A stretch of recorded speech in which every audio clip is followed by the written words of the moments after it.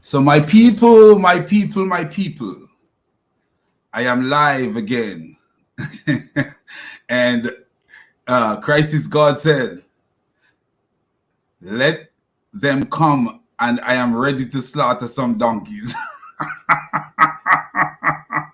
The Dawa donkeys, man. So I wasn't gonna make a video today. I was gonna just chill out today. But I was watching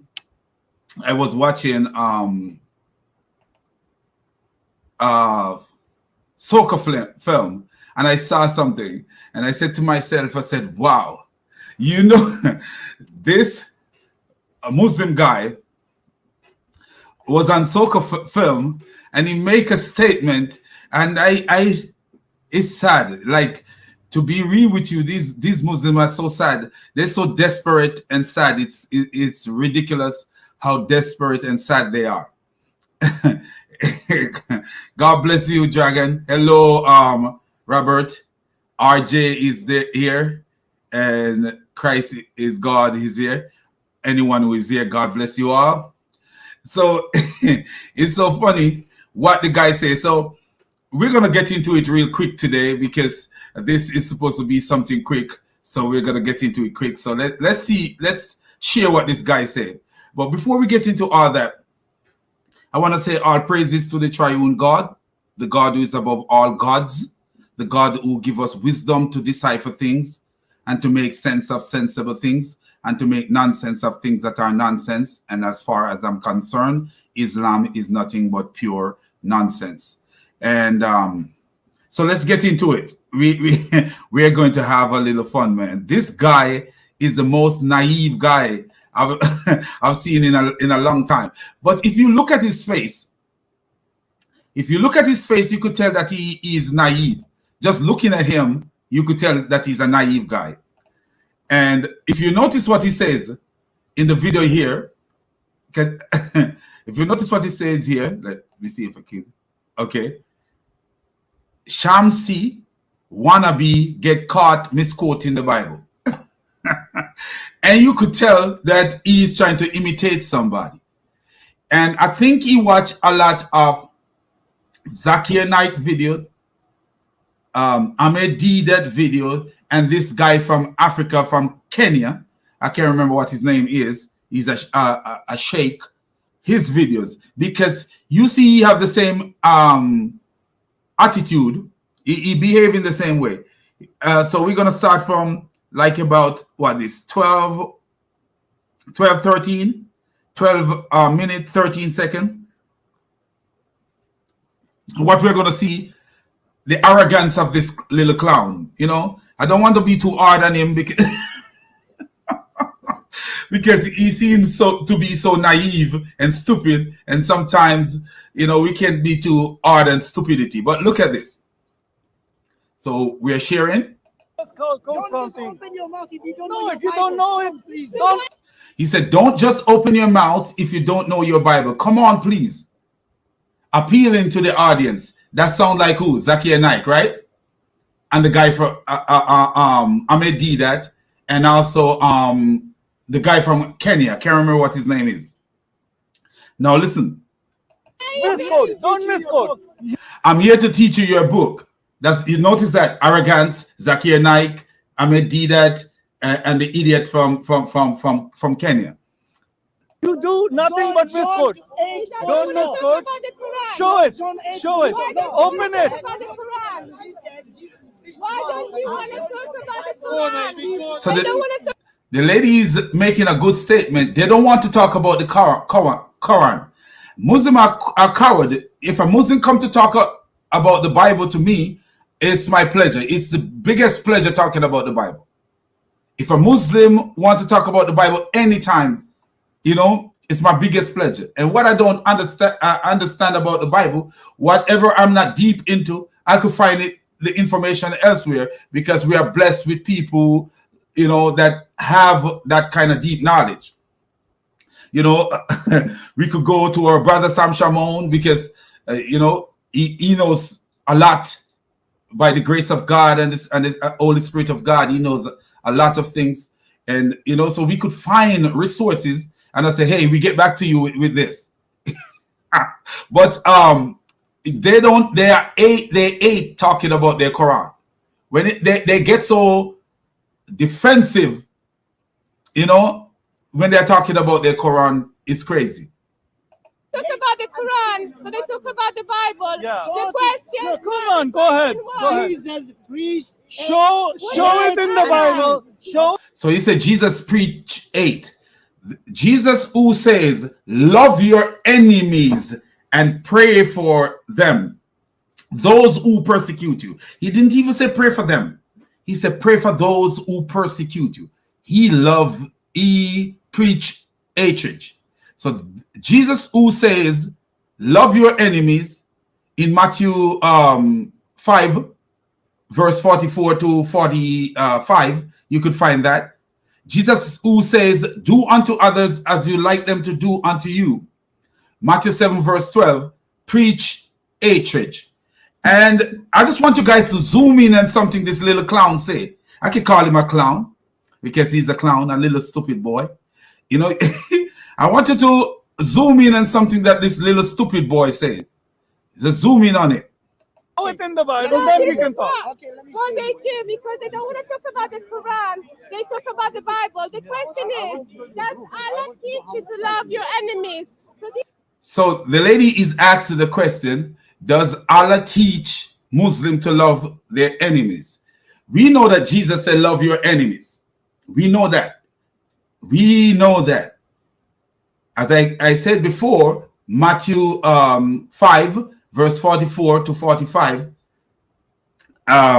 Jesus is saying, love your enemies and pray for those who persecute you. Because if you love only, I'm paraphrasing this part, if you love only those who love you, you are just like everybody else, like anybody else.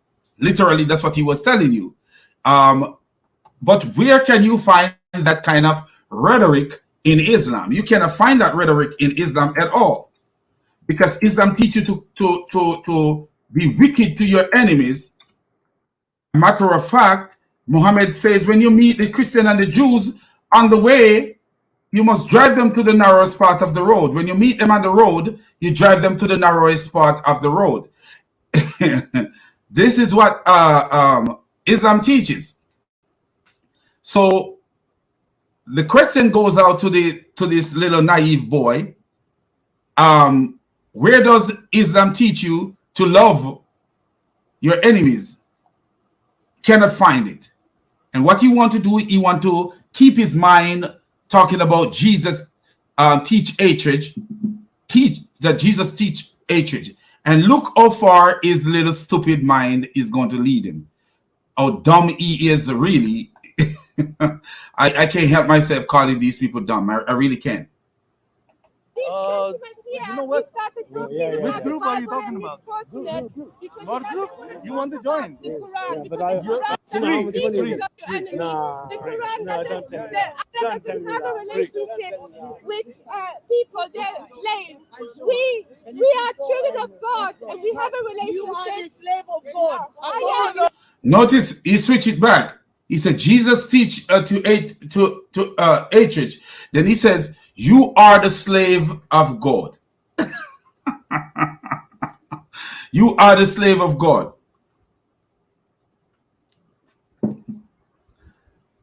And it's so crazy that he believes that saying that you are the slave of God is, oh, I don't know where he was trying to go with that. I really don't.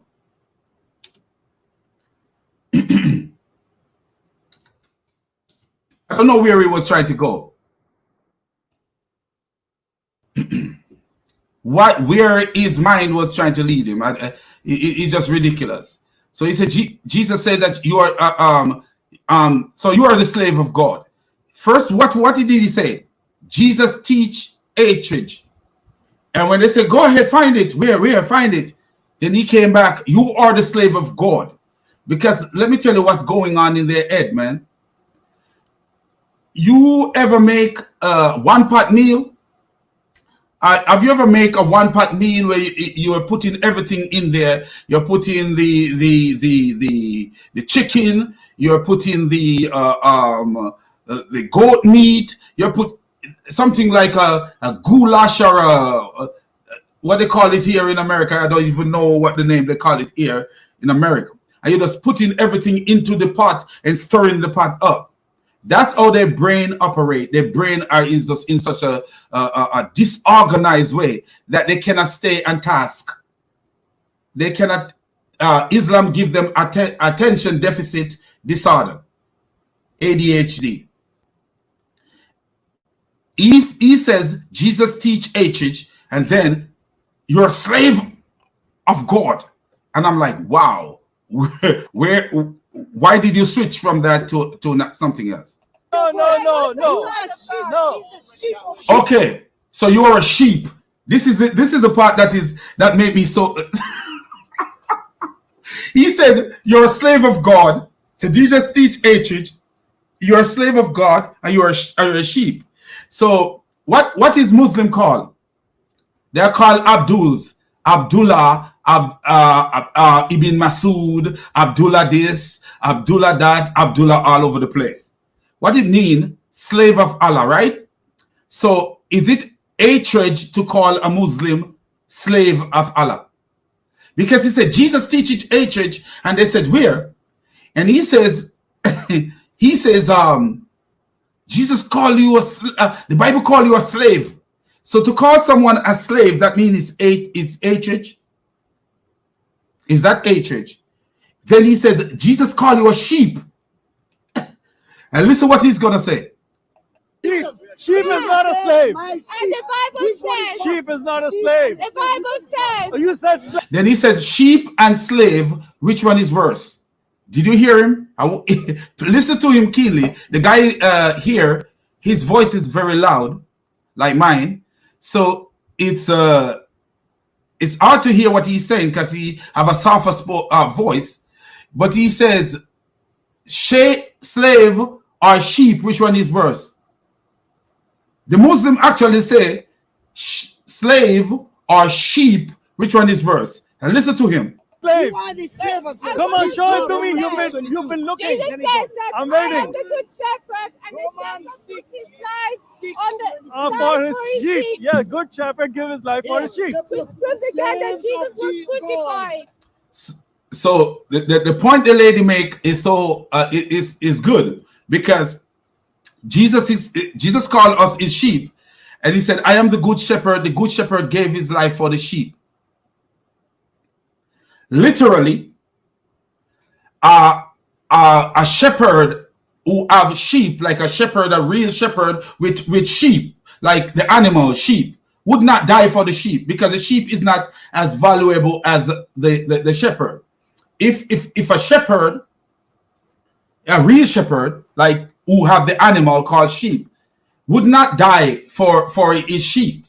His sheep is his property. He may protect his sheep, and he might end up dying in the case of protecting his property, but he would not purposely lay down his life for the sheep.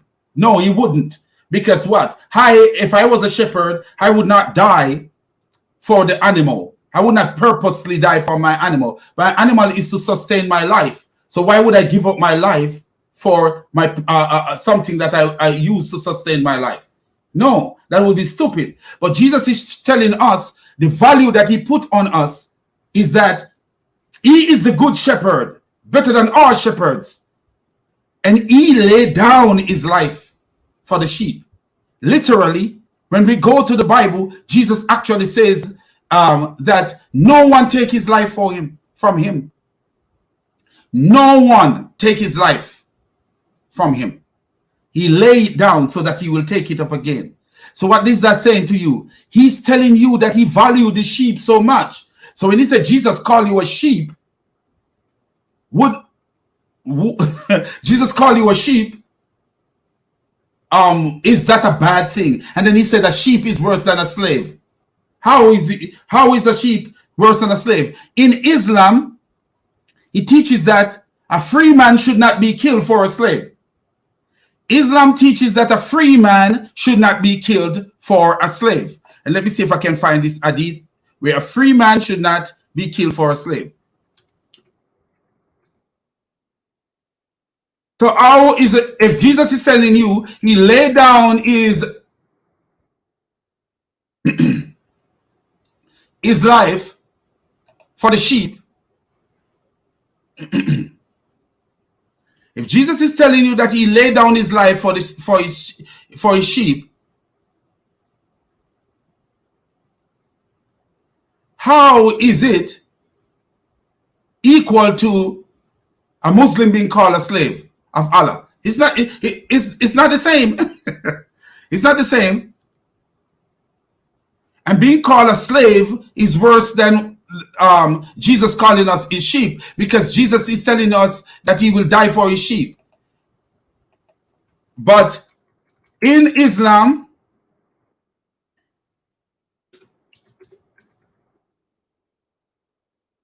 a free man should not be killed for a slave.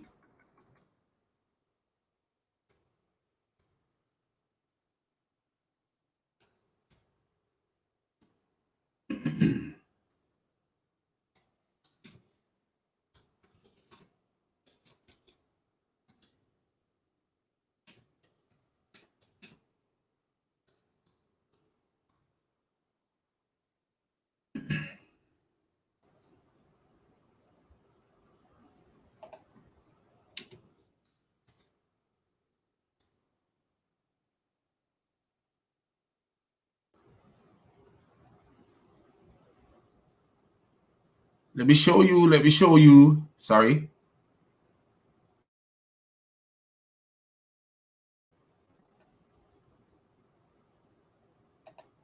Let's show you.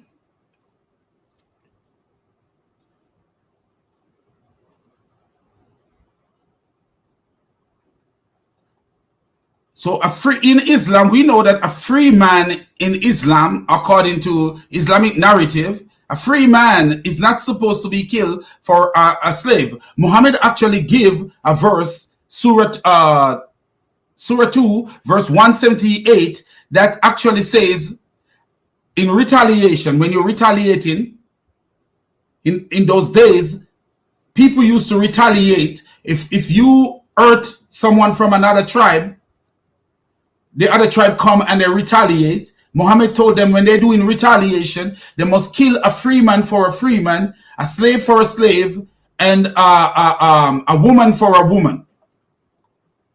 So let me show you that surah. We already gone through it. You guys could look at it. Look to my my things on slavery, and you will see that verse is already mentioned. So it's surah 2, verse 178.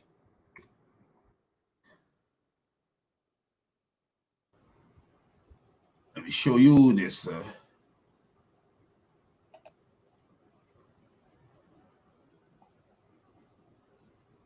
A lot of these, here we go. So let's look at it.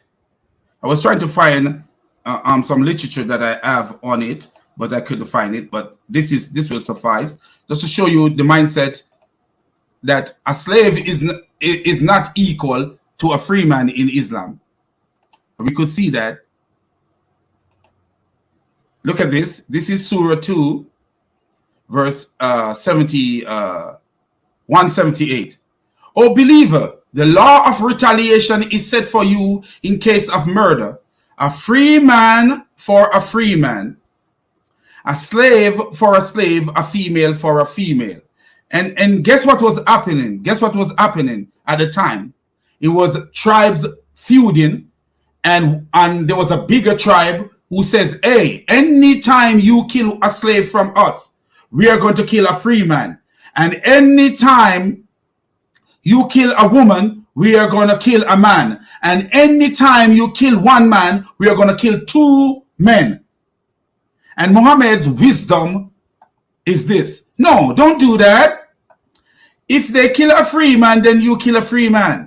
If they kill a slave, then you kill a slave. If they kill a female, then you kill a female.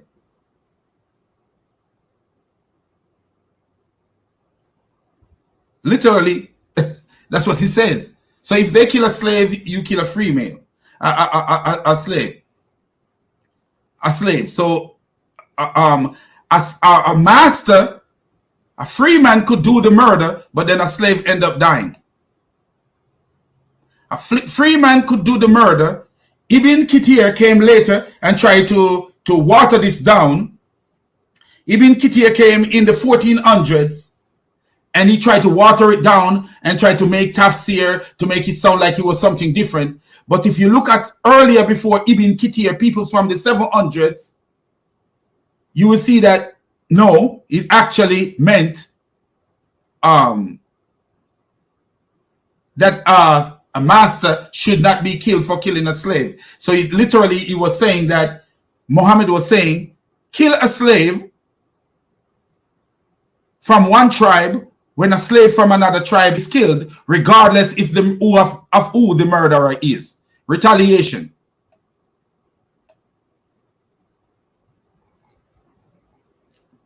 Stupidness. So you see that? Regardless of who the murderer is.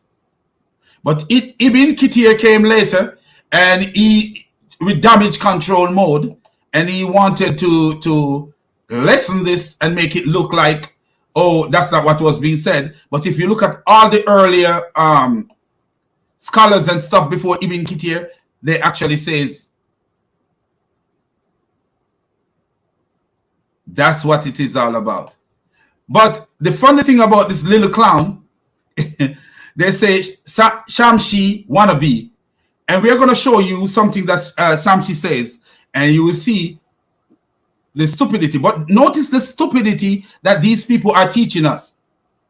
Here he is.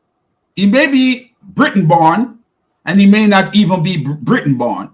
But what I'm trying to say, that these people come from other countries, and they come into the West, or they come into the United States, just like I come from another country and I came into the United States. But I don't come here to brainwash the people in the United States. I come here to build the United States. I come here to build myself and at the same time offer a service to the United States. But what these idiots come for, they come in here to brainwash the people of the United States and lie against them. Just like Uthman ibn Farouk making movie scenes where he claimed he was stabbed so that people should look down on the citizens of the United States as if they are people attacking Muslims. I tell you, Uthman should go to jail for that. I'm one who believes that Uthman, they should seek to prosecute Uthman for that, because that's something that he could be charged for, inducing panic. Because guess what? When you say as a Muslim that someone stabbed you when you were not stabbed, that's inducing panic. And that could have caused somebody to lose their life. Because you see how these Muslims behave. But they come here to lie to us. So listen to this little clown. Slaves of God. Look here. Look, the verses. But now that you have been set. Okay, which verse? Romans 6:22. Romans 6:22. Okay, that's good. They don't know their Bible. They don't know. And do you hear him? They don't know their Bible. He Googled something. Look how long he was on the phone. Do you see? So he Googled something, and all you got to do nowadays is just go on the Google search engine and you put, like right now I'm going to do it, slave of God, and then you put Bible beside it. And guess what comes up? All the verses. Look at it. If you guys think I'm lying, this Google prophet, this Google boy acting like he knows what he's talking about. Look at this, my people. And when you are dealing with them, don't be intimidated. Don't let them believe that they know nothing about your Bible. They don't know. They are Google idiots. Look at this. I just put that. What did I put? Look at what I put in. Can you see it right here? This is what I put in. Slave of God. And that's all I put in. And watch what happened. Romans 6:15. And that's what the one he quoted. And you could see all this stuff. So all you got to do is open it up and it tells you all the Bible verses that mention slave of God. But you must remember the word that is used for slave also can mean servant. Because let me show you something that is damaging to this idiotic Muslim. Let's show you something. This is what Jesus says. Look what Jesus says. So they are just Google people, and that's what they do. Oh, let me teach you your Bible. You don't know your Bible. Watch this. Look what Jesus says.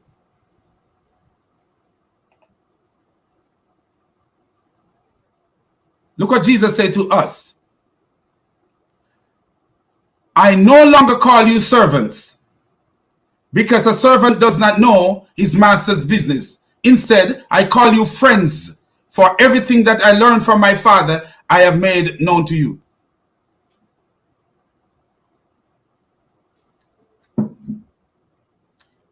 So he said to his disciples, he said that to his disciple, and then when he was leaving, he said to his disciple, go make disciples of all nations. So he's actually telling them, go make friends. Go make friends of all nations. Get me more friends. Literally, that's what he was telling them. Because everything he told them, they were supposed to tell. Notice what he says. Let me show you. That's why the Bible is God's word, man. Watch this. Notice the reason. Sorry. TTHEW 28. Verse 18. Notice the reason here. Look how beautiful the Bible is. Nothing like the stupid Quran talking about hands, run out of the way, Solomon will run over you. Look at this. Notice right here. Pay attention to this. I call you friends. Why? Why he call you friends? Listen why he call you friends. For everything I learned from my Father, I have made known to you. Watch this. Pay attention to that, because that's important. I call you friends because everything I learned from my Father, I've made known to you. But when you go to Matthew 28, what he tells them to do? Then Jesus came and said to them, all authority. I should put 19 on there, sorry. Verse 19.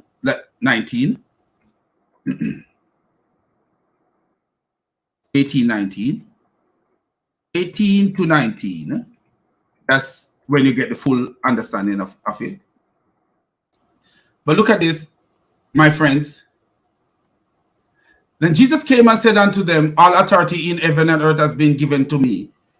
Therefore, go and make disciples of our nation. So you go and make disciples of our nation, baptizing them in the name of the Father and the Holy Spirit. And verse 20, which should be on there, sorry.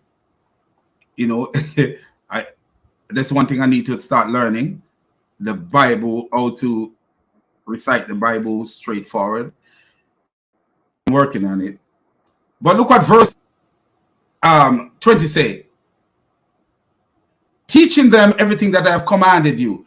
Do you remember what this says up here? Why he called them friends? I call you friends, for everything that I learned from my Father, I have made known to you. And down here, he's telling them to teaching them to obey everything I commanded you. That means he's telling them, teach everything that I tell to you. So Jesus is telling them, go make friends. A disciple is a friend of Jesus. So even though we are called servant by what we do, we are friends of Christ. And we are not only friends of Christ, we are also brother of Christ. Brothers and sisters of Christ. You know why we know that?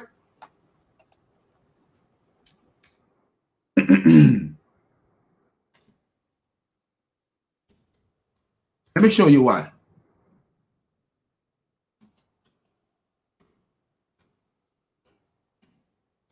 Let me show you why we are also brothers of Christ.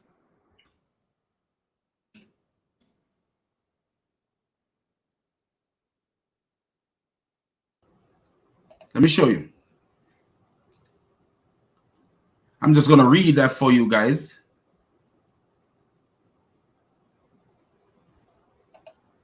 Matthew 12. What did Jesus say in Matthew 12? Verse, I think that's verse 50. If I'm reading it, this is kind of hard to pick. Obey. The one who obey my heavenly Father's will is my brother and my sister and my mother.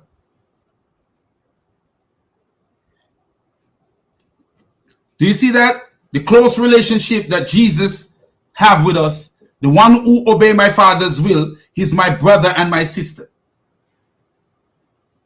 So at the end of the day, a Muslim can never, ever, ever, ever, ever have the relationship that we have with God, because their God is not our God.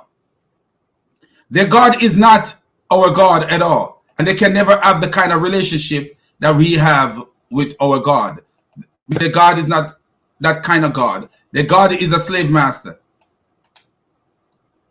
Their God is a slave master who only love them because of what they do. You can find nowhere in the Quran where it says Allah love the Muslims just because he loved the Muslims. No. Allah only loves those who first love him.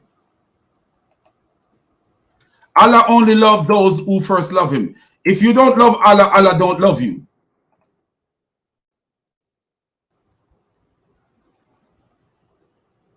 You can't find nowhere in the Quran where it says Allah first love them. So you see what Jesus says? For whoever does the will of my Father in heaven is my brother and my sister.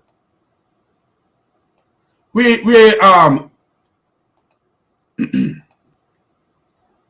don't have that kind of relationship. Muslims and Muslims are brothers. But who is their father? How did they become brothers? A Muslim call another Muslim their brother. But how did they become brother? How did they become brother? That's the key thing. Who fathered them? Who is fathering them? We're not talking about, oh, it's a secular thing.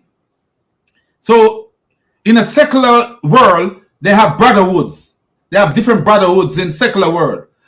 But when it comes to God and a Muslim, when it comes to God, Abraham and Lot, even though Abraham and Lot were brothers, you know, in different ways. Moses and Aaron were brothers in two ways. They were brother in biological brothers, but they were also brother in God, because God was their father. The book of the Torah teaches that God is a father, and God is a father to the Israelites. So they were brothers in that way. You don't see that kind of brotherhood in Islam, no way, because Islam is not that kind of religion. Allah is a father to no one in no way, no sense, whether it is figurative or it no way and no way. Allah can be a father to no one. Allah is a slave master.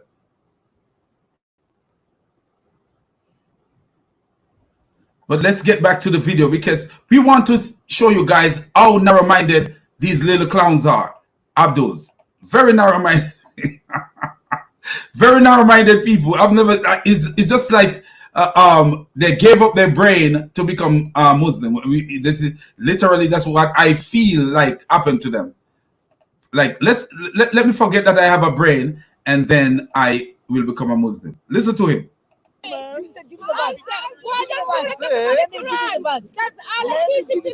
Yes. Do you hear what the lady asked him? Yes. Do you hear what the lady asked him? Come back again. That lady strike him like a MMA fighter, like Israel Adesanya. I hope you don't get striked. 6:22. Romans 6:22. Okay, Genesis that's good. chapter They don't know their Bible. So you can tell me Okay. marriage Let me to give you divorce. the verse. You said give me the verse. Why don't you Six. look at the Let me give you the Quran? verse. That's Allah Let me teaching give to you the love your verse. enemy. Yes. He says, Allah teach him to love his enemy. Where? Where does Allah, what verse in the Quran it teaches that you can love your enemy? Let me show you something from the Quran that the Quran even teach you not to have proper love for your mother and your father. The Quran is a two-mouthed book, a dangerous two-mouthed book. And let me show you, the Quran teach you not to even have love, real, genuine love for your mother and your father. Let me show you. The Quran is a book of devil, man. A book of devil. A double-mouthed book from the devil. Two mouth.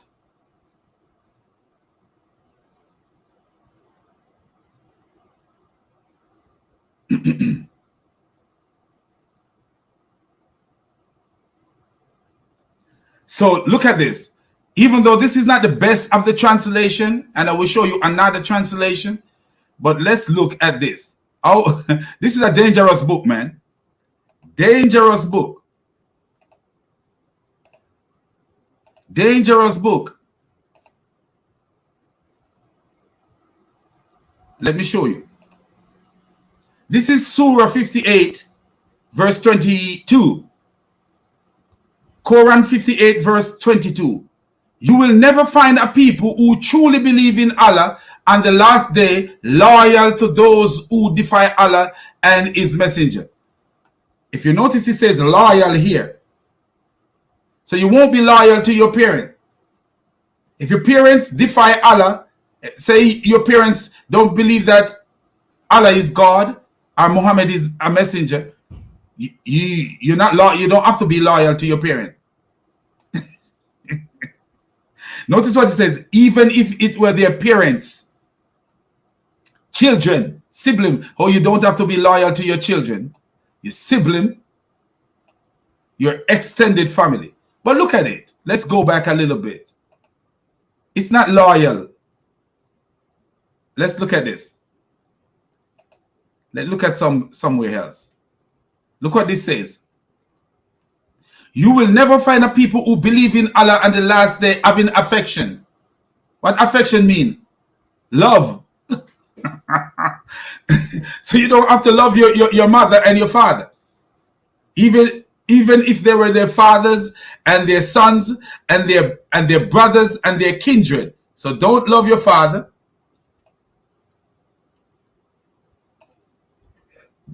But this Muslim is telling you you should love your enemy. Can you imagine that? If you don't have affection, love for your father, how are you going to love your enemies? How you can love your enemies? But let's look at what the Messiah says. Here is what the Messiah says.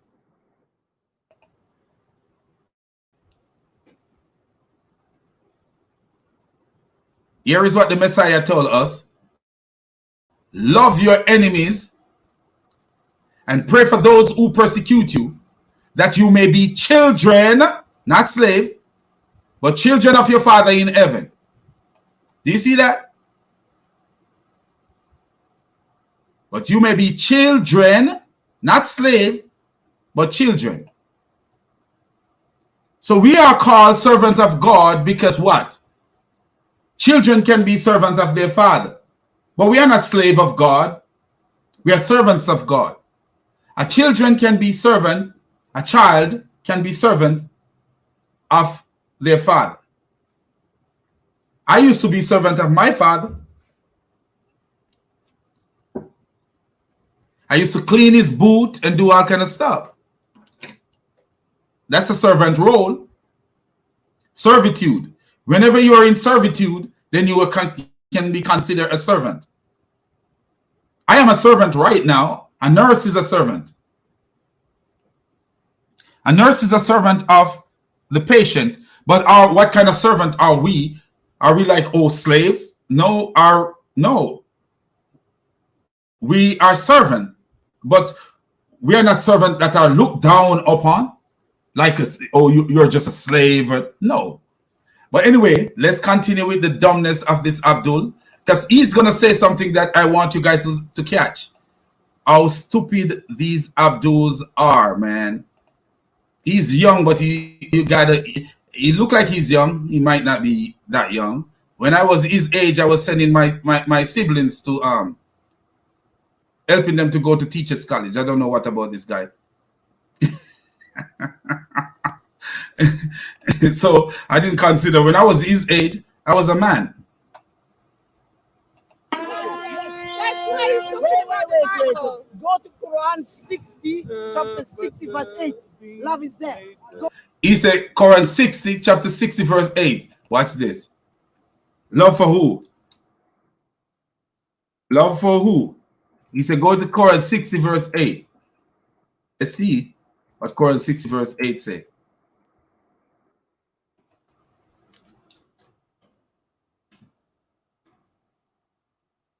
Allah does not forbid that you be kind and just to those who did not fight against you on account of religion and drove you out of your homes. Do you see who? Is that your enemy? Do you see how dumb this clown is? So the Quran says in Surah 60 verse 8, it says, let me show you guys what it says, so you guys could see it for your own self. And this is what he called loving your enemy, because he cannot find nothing like that in his Quran. He's lying. Take care. So here we go. This is it right here. This is what he quoted. Allah does not forbid that you be kind and just to those who did not fight you. How are they your enemies? If they're not fighting against you, how are they your enemies? On account of religion, nor drove you out of your home. Surely Allah loves those who are. Let me see the last part. What is it? Equitable. So Allah loves those who love the Muslims. If that's what it means. But what did Jesus say? That's not what, when it comes to Jesus, that's not what he says. Do you see the difference when it comes to what Jesus is telling us? Look at the difference. Look at the difference. Jesus is actually telling you to love your real enemies. Muhammad is not telling you to love your real enemies. Look what Jesus says. And look at the difference. The big difference between what Jesus said and what Muhammad said. Here is what Jesus says. But I tell you, love your enemies and pray for those who persecute you. Look at the difference. Look at the difference. Allah does not forbid that you be kind and just to those who do not fight you. Do you see the difference? Big difference. Not the same. The people who do not fight you should never be your enemies. But Jesus is telling you to love your enemies and pray for those who persecute you.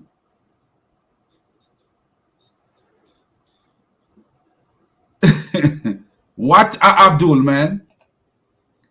They just slingshot and give you verses. Oh, go to this verse and go to that verse because I don't know why I get out of that. Go to this verse and go to that verse as if you don't have a mind of your own.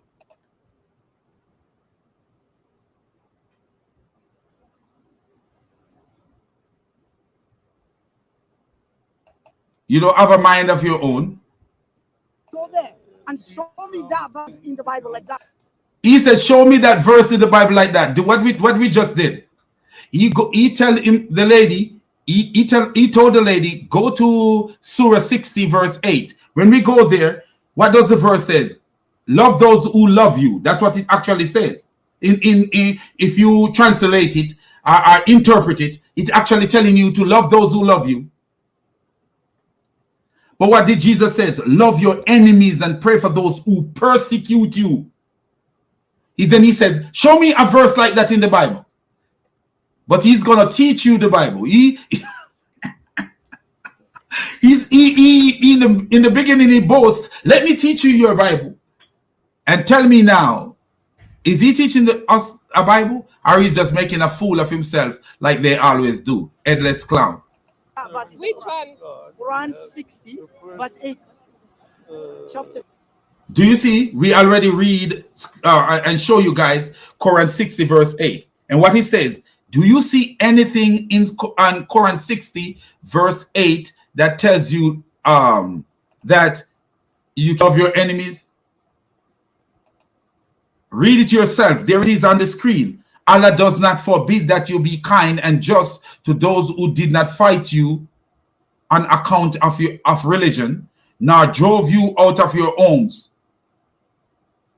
Surely Allah loves those who are equitable.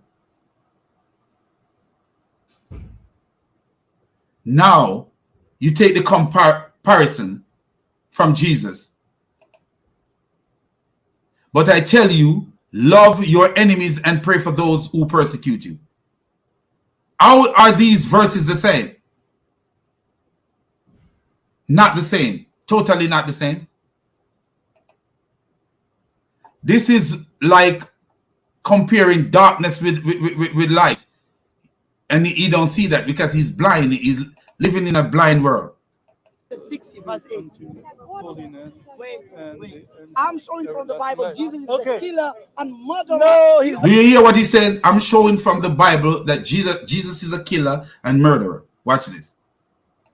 He's a liar. He's a liar. A liar. He's lying. 6:22. Okay, now let's read the first Romans 6:22. Yes, it says, but not. No, you hear what he says? He's showing from the Bible that Jesus is a killer and a liar. Then he said, read Romans 6, verse 32. Where does Romans 6, verse 32 say that Jesus is a killer and a liar?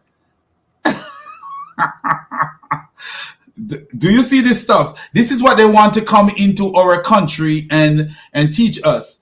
And I'm going to show a part of a clip, because since they say this guy is Shamshi's wannabe, I will show you a part of a clip from another brother's channel where something that Shamshi says. So look at this, my friend, and listen to what this guy is saying. Now being made. Read. All right, but now being made free from sin and become servants to God. Oh, servant, wait here. Servant, yes. Servants. But now, look. But not New slaves. International Version. Servant. Wait, he's changing the verse. He's changing the verse. Listen. Here, look. What? Look, see, slave. Okay, servant to God. Slaves. No, servant. He's so dumb that he don't even know that the word that it can be translated servant can also be translated as slave. That's how dumb he is. Like the word can be translated as slave, the word can be translated as servant. But as I show you guys before, that Jesus says Jesus is, I'm saying to his disciples, he says, I no longer call you servants, because a servant does not know his master's business. These idiots are slaves because they don't know Allah's business. If you ask these idiots, what is Allah's shin? A million of them have a different million answers. Oh, his shin is this. Some of them believe it's an actual shin, and some of them believe that no, it's metaphorical shin.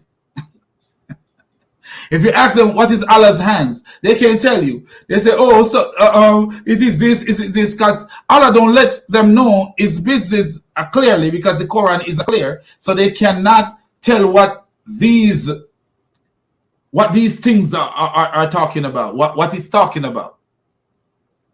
But Jesus is saying that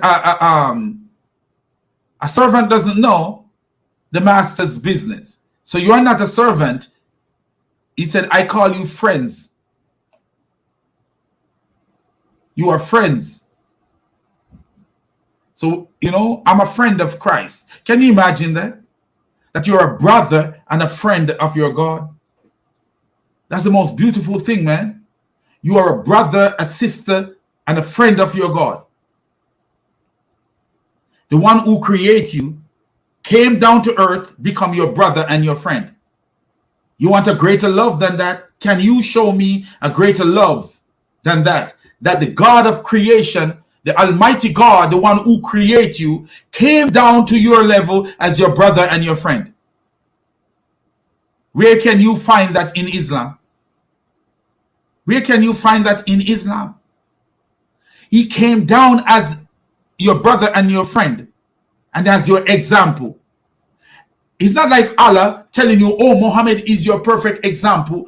Surah 33 verse 21. And Muhammad was beating Muslims. Beating and abusing Muslims and invoking curse upon them. Invoking curse upon them, beating them and abusing them. Muhammad was beating them, abusing them, invoking curse upon them. Do you see the difference?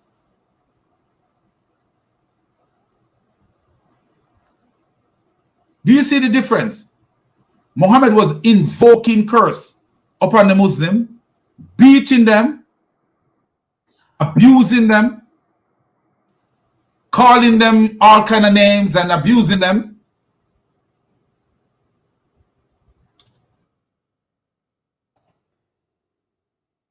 Wicked to them, but the Messiah came, the one who created us, came down to our level, become our brother and our friend. Our brother and our friend. The one who created us came down to our level, call us friends, and call us brothers and sisters. Even mother. Wow. Wow. But these Abduls will go about trying to compare their wicked, reprobatical prophet and his concocted religion to such a beautiful demonstration of love. A beautiful demonstration of love that the Messiah had done. These Abdul would go about trying to equate the stupidity of their nasty semen-covered bastard prophet to this beautiful demonstration of love. Look at this. This is Muhammad beating Muslim and cursing Muslim. Beating Muslim and cursing Muslim. Beating Muslim and cursing Muslim. Thus for a Muslim whom I give any harm, or whom I scold, and upon whom I invoke a curse, or whom I beat. Beating Muslim and cursing them.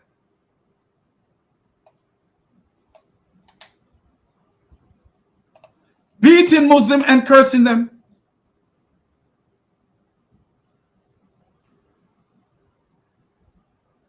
Beating these Muslims, cursing these Muslims.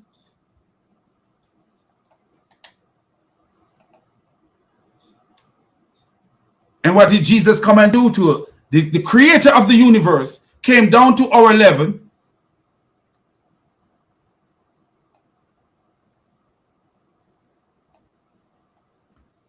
The creator of the universe came down to our level, became one of us. Became one of us, and said to you, hey, you are my sister and my brother, you're my friend, and he is our example to follow. Look at what Muhammad was doing to Muslims. Scold them and beat them and invoke curse upon them. Can you imagine that? What kind of bastard this man was? Invoking, and then these Muslims say, oh, he was such a nice person, and they used to call him the what? the good one or the whatever one, and he never hurt a soul. He never hurt a soul. What a beautiful, beautiful Muhammad. Never hurt a soul, but he was invoking curse and beating people. But he never hurt a soul.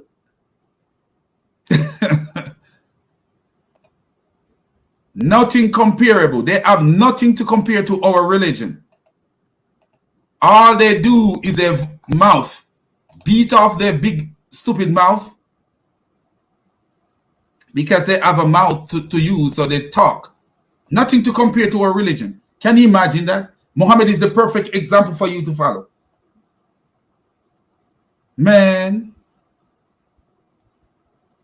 If Muhammad walked down this street down here, close to where I live, 9 years ago, I would not want to walk down the same street. Much less to follow Muhammad. If I know that Muhammad walked down this street here 9 years ago, I would never take that street as long as I live. Because I would not want to walk down any street that Muhammad have walked. Muhammad was a wicked, evil bastard. Servant of God. Okay. Now, it's in there. It's servant. It's servant. So, you have become free of sin. You are a slave of God. Before you were a slave of sin. You were a sin. You are a slave of God. Misquoting. Before you were a slave of sin. Now you're free from sin. And you have become a servant of God. That's what it is. Yeah, slave of righteousness. You're a slave of sin. See, he's stuck into his mentality. You know, he's stuck in that place. Slave of God, slave of God, slave of God. But the thing that is so different, whether it is slave or servant, is the difference between being a servant of Allah or a slave of Allah and being a servant of my God. Because being a slave of Allah, you can never ever call Allah your father. Allah doesn't have a fatherly love for you. No way, no how. Allah doesn't have a fatherly love for you at all. No way, no how, no way. Even we're no longer sacred children. Right. We're children of God. We're adopted. We call him Abba. God tells us that he's our Abba, he's our father. Can a Muslim say Abba Allah?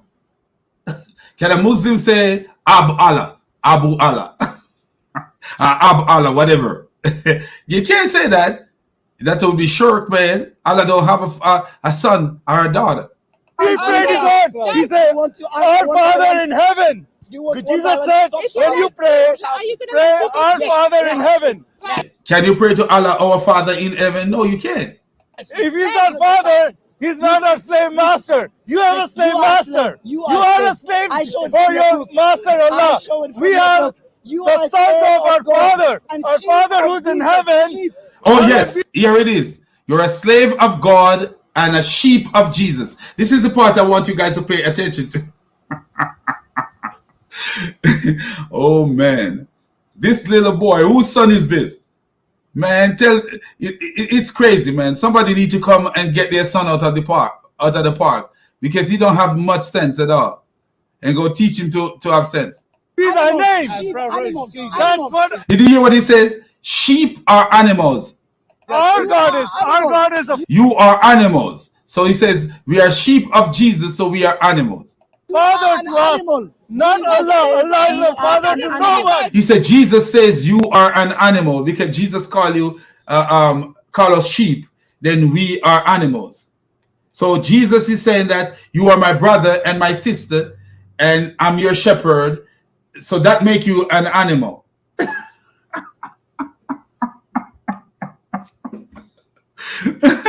Where is the head on this Muslim? This Muslim gave up his brain to become Abdul. What a dumb donkey this guy is, man. What does Allah is Jesus a say, slave God? You master. are an You animal. are God. Notice he keep on repeating, Jesus called you a slave, so you are an animal. Jesus called you a sheep, so you are an animal. You are an animal. You are an animal. Let me show you some hadith. Let me show you a hadith where people are called shepherd.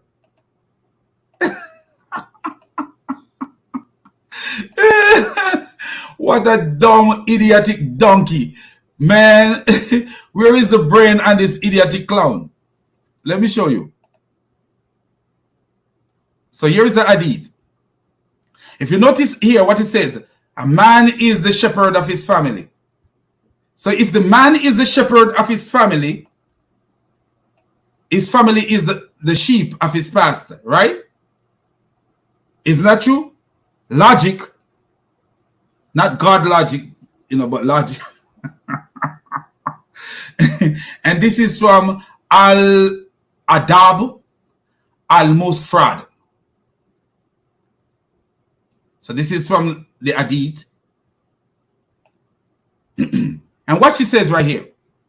Ibn Umar reported that the Prophet, may Allah bless him and grant him peace, all of you are shepherds, and each of you is responsible for flock, for his flock. What is flock? Sheep. Sheep is in a flock. Sheep are in a flock. Sheep are in a flock, right? So what I would like to ask this stupid little Muslim boy is, when Muhammad was saying that all of you are shepherd and responsible for his flock, was Muhammad calling these people animal? Because what is a flock? When you comparing shepherd and flock, what is a flock? Sheep or goats. Isn't that so? What they call them? Llamas, goats, sheep. That's what a shepherd take care of, right? Yes. So what was Muhammad calling people animal? What was he calling Muslim animal?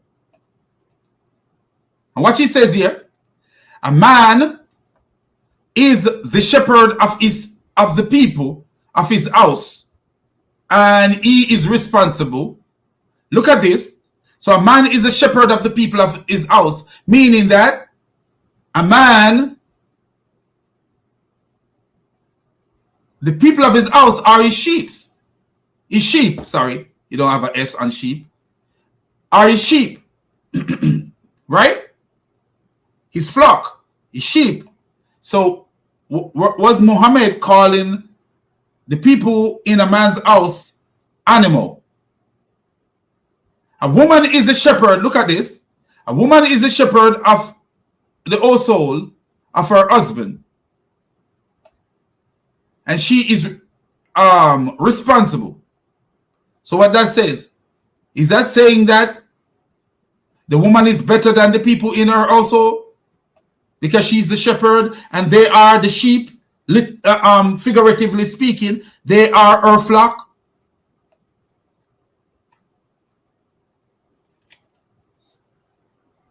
Watch this.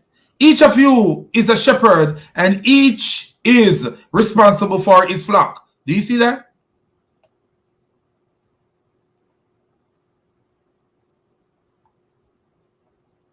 And that's not the only place you can find these kind of stuff. Let me show you again. Just to show you how stupid and clueless these Abduls are. Clueless Abduls. They don't intend to use their brain. They don't intend to use their brain at all. What they do, you have an argument with them and they gave up on using their brain. That's what they do. Here we go again. Daily Hadith Online. I didn't put it there. The teaching of Prophet Muhammad in Arabic and English, I didn't put that there. Did I? Abdullah bin Umar reported the messenger of Allah, peace and blessing be upon him, said, every one of you is a shepherd and responsible for his flock.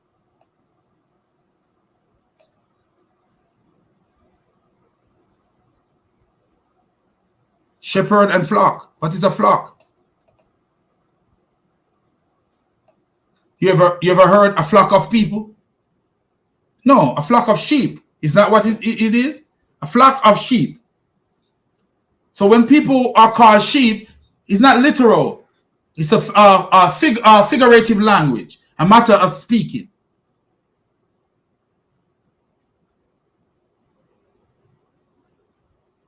A matter of speaking. So he come to teach Christians the Bible and end up don't even know his stupid religion, that he believe that because you're called a sheep, that means that you're called an animal. And look how foolish this clown is. Look what Jesus says.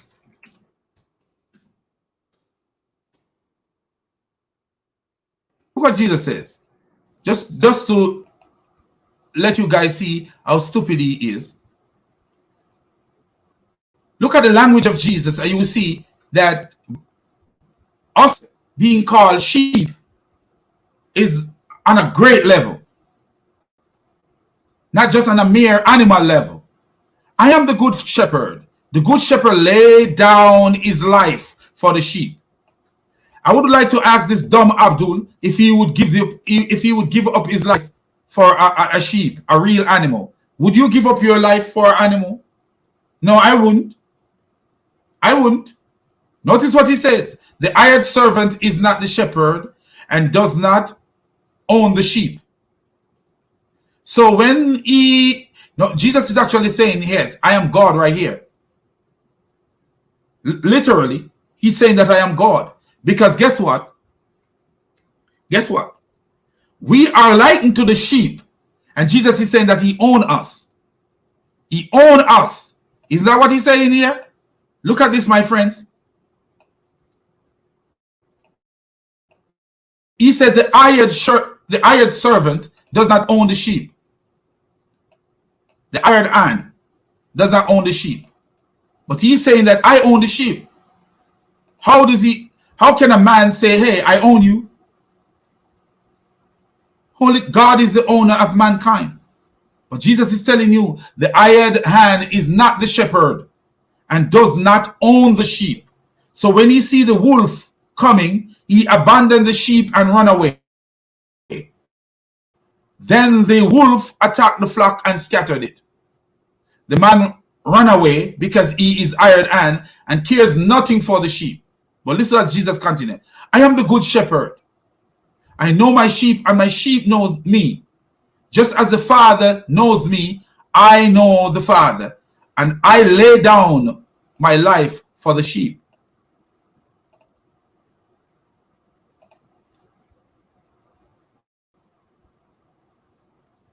I have other sheep that are not of this pen. I must bring them also. They too shall listen to my voice. And then notice the word flock. Here we go again. And there shall be one flock. Isn't that what we see in the Hadith? The word flock. So Muhammad called them sheep too. In other words, called them sheep. So does it mean that Muhammad was calling them animal?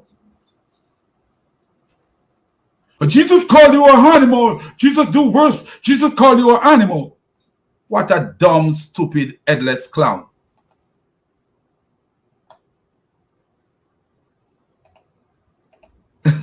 Where is the brain on these donkeys, man? When I talk about donkeys, I'm talking about Dawa donkeys. You know, that's what I call them, Dawa donkeys. So, where is the brain on this donkey? God is a slave master. You are a slave of your Allah. Our God is our Father. And yet, okay, so now, remember they said he act like Samsi. He's a Samsi wannabe. got caught misquoting the Bible. Samsi wannabe. So now let's look at something this headless clowns Samsi says. Just to show you the rhetoric of these stupid idiots, man. So he's a Samsi wannabe. And let us show you Islam is telling us something and we need to listen. When Islam speaks to us, we need to listen. But sometimes we don't listen. So this video here is from the Great Commissioner. I'll give you guys his YouTube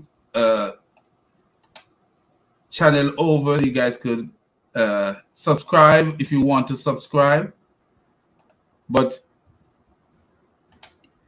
he's the one who showed this video. I just want to show that part of it, something that Samsi says, and you guys take that very serious. So that's his channel.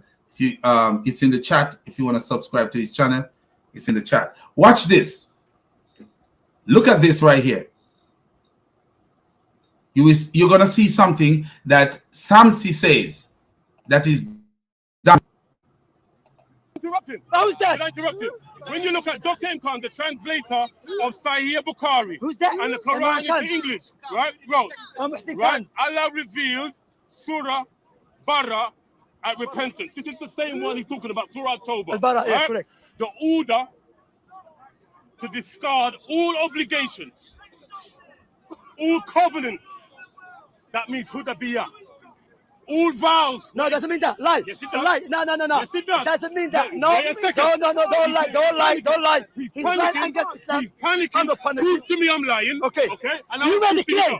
Right, let me finish. Right? And commanded the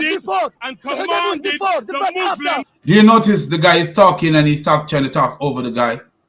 Because you know when they get caught, that's what they do. So the Christian brother is talking, he's trying to talk over, because that's how when they get caught, they do that stuff.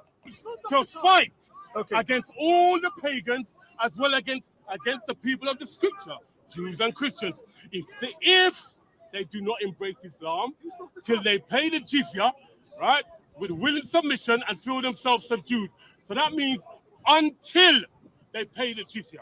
Okay. Right? So what the brother is saying to him, according to, I think it's coming from that the Quranic verse, Surah 9, verse 29, he's saying that there are scholars who believe that you should fight against these people, the pagans and all these people, until they pay the jizya, because this is literally what the Quran says, that you should fight against the Jews and the Christians and those who do not believe in Allah on the last day until they feel till they pay the jizya and they and feel subdued, that they feel humiliated and subdued. So that means that command is still in operation. Okay, now can I speak now? Okay. Now you see what's my question? So the brother is saying that means that command is still in operation, which yes it is, because if you watch Sheikh Al-Hakim, he believed that command is still in effect, but Samsi is trying to lie right here. Watch. Still in implementation. That's why I'm coming. Don't worry, I'm here to deal with you. You look angry. Calm down. Don't kill me. No, watch this. Watch this. Do you hear him? Don't kill me. Like you see Christian going about killing people. He may be talking about his own Muslim. He said, by the content of the heart, the mouth speak. Watch this. Watch Deal this. with Jesus. Okay, deal with Jesus. So why speaking to me then? Deal with Jesus. Let me finish with him. Brother. Okay, let me deal with him. So remember what I said last week? Okay. This guy. Look, do you see what happening? Somebody at the distance talking and it distract him. But when the Christian was talking, he was talking while the Christian was talking. Do you see that? He have attention deficit to the point where somebody in the distance talking and it is bothering him. But when the Christian was talking, he was talking while the Christian, right in the Christian here, talking while the Christian is talking. This is the attention deficit that this clown have. This is going to be so interesting. Go, please, go. See how long I don't know. Yeah. I'm seeing the brother to come down. Okay. No, look what he said. He said this verse still into implementation. Today. Wait. Let me speak. Let me speak. Now, as he doesn't know, first of all, he made a claim. He said that verse Bara invalidates Hudaybiyah. That verse was reviewed after Hudaybiyah.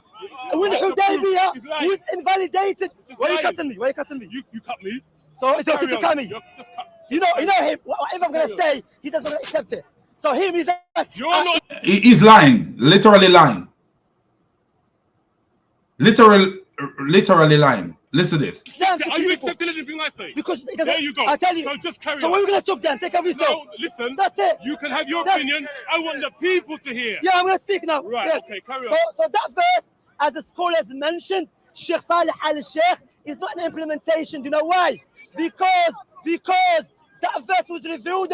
If the non-Muslim tried to harm the Muslims and kill them if they convey their message. But now in our time, the whole world is in the circumstances of peace. So therefore the Muslims are allowed to practice their religion and to preach their religion. Who said that? Sheikh Salih al-Sheikh. That's why Sheikh al-Islam, Ibn Taymiyyah. Can you tell stop cutting me? Carry on, finish Can your you point. stop You me? said peace, remember? What's the definition of peace? I'll tell you the definition of peace. Yeah, that you don't kill us and harm us. That's Sorry, it. say again? You don't kill us and harm us. So if we don't do anything to you, you won't do anything. No, if you allow us to preach Islam, yes. Right. Yes. Wait, let me speak. So but listen, you're gonna hear what the analysis that our brother got from there, the Great Commissioner, which makes a lot of sense. The guy asked him a question, and I want you guys to pay attention to the question that was asked. And this is how quick on his brain the brother is, because the brother asked him a question that is damaging, that the Great Commissioner caught upon and was able to use. Look at this. You don't kill us and harm us. That's Sorry, it. say again? You don't kill us and harm us. So if we don't do anything. Wait, let me speak. You hear what he said? If you allow us to preach Islam, then we are okay. He says, if you don't kill us, we don't kill you. That's what he says. Look at what he says here. I want you guys to pay attention. You don't kill us and harm us. That's it. If we don't kill you, so if he come to, say for example, if I had a country, say I have a country and my country name was Islam is the Messistan. and Muslim come to my country and he says, if we don't arm them and we don't kill them, they won't kill us. But listen to this. It make no sense. Literally make no sense whatsoever. Let me show you why it doesn't make no sense. Listen what he's going to say after that. Say again? You don't kill us and harm us. So if we don't do anything to you, you won't do anything. No, if you allow us to preach Islam, yes. Right. Yes. No, if you allow us to preach Islam. Notice what he says. First he said, if you don't kill us and you don't harm us. Then he changed it to, if you allow us to preach Islam. Do you see that? So did you hear what Samshi said? Brother Cain asked him, so if we don't harm you, you won't do nothing. And Samshi came out and said, as long as you let us preach. That is very key. We'll play it again. In circumstances of peace. So therefore the Muslims are allowed. So Samshi's being deceiving right here because he's implying that when we're in peace, as long as you don't kill us or harm us. And Brother Cain did an excellent job and said, so if we don't harm you or kill you, we'll hear what he has to say verbatim. And Samsi said, if you allow us to preach. Do you see what Samsi consider hurting a Muslim? Allowing a Muslim to preach their religion and tell you lie, like this idiot the little black dude was just lying. That little black dude was just lying. I could talk like that because I'm black, and when I say black dude, it's not anything racist or anything, but just to bring to your remembrance who I'm talking about. I don't know his name. The little black dude that was just lying. So if you don't allow them to lie to you, that is hurting them. If you said to them, no, we don't want you to come here and Islamicize, you could keep your religion to yourself. You could have your mosque, and you could go to your mosque and you could preach your religion, but we don't want you to come into our country and Islamicize and tell lies. And we don't want you to come into our country and did what Uthman ibn Farouk do. Then guess what? You're hurting them and arming them, and they can fight you. Literally, that's what this is saying. To practice their religion and to preach their religion. Who said that? Practice their religion. See, the problem, if you even allow them to practice their religion, they want to preach their religion. That means they want to do dawah. So for example, if you were in a country where they say, hey, you could practice your religion, but you cannot do dawah to our people. Guess what? They would want to fight you. Because practicing their religion on their own is not sufficient for them. They must be out here lying to you.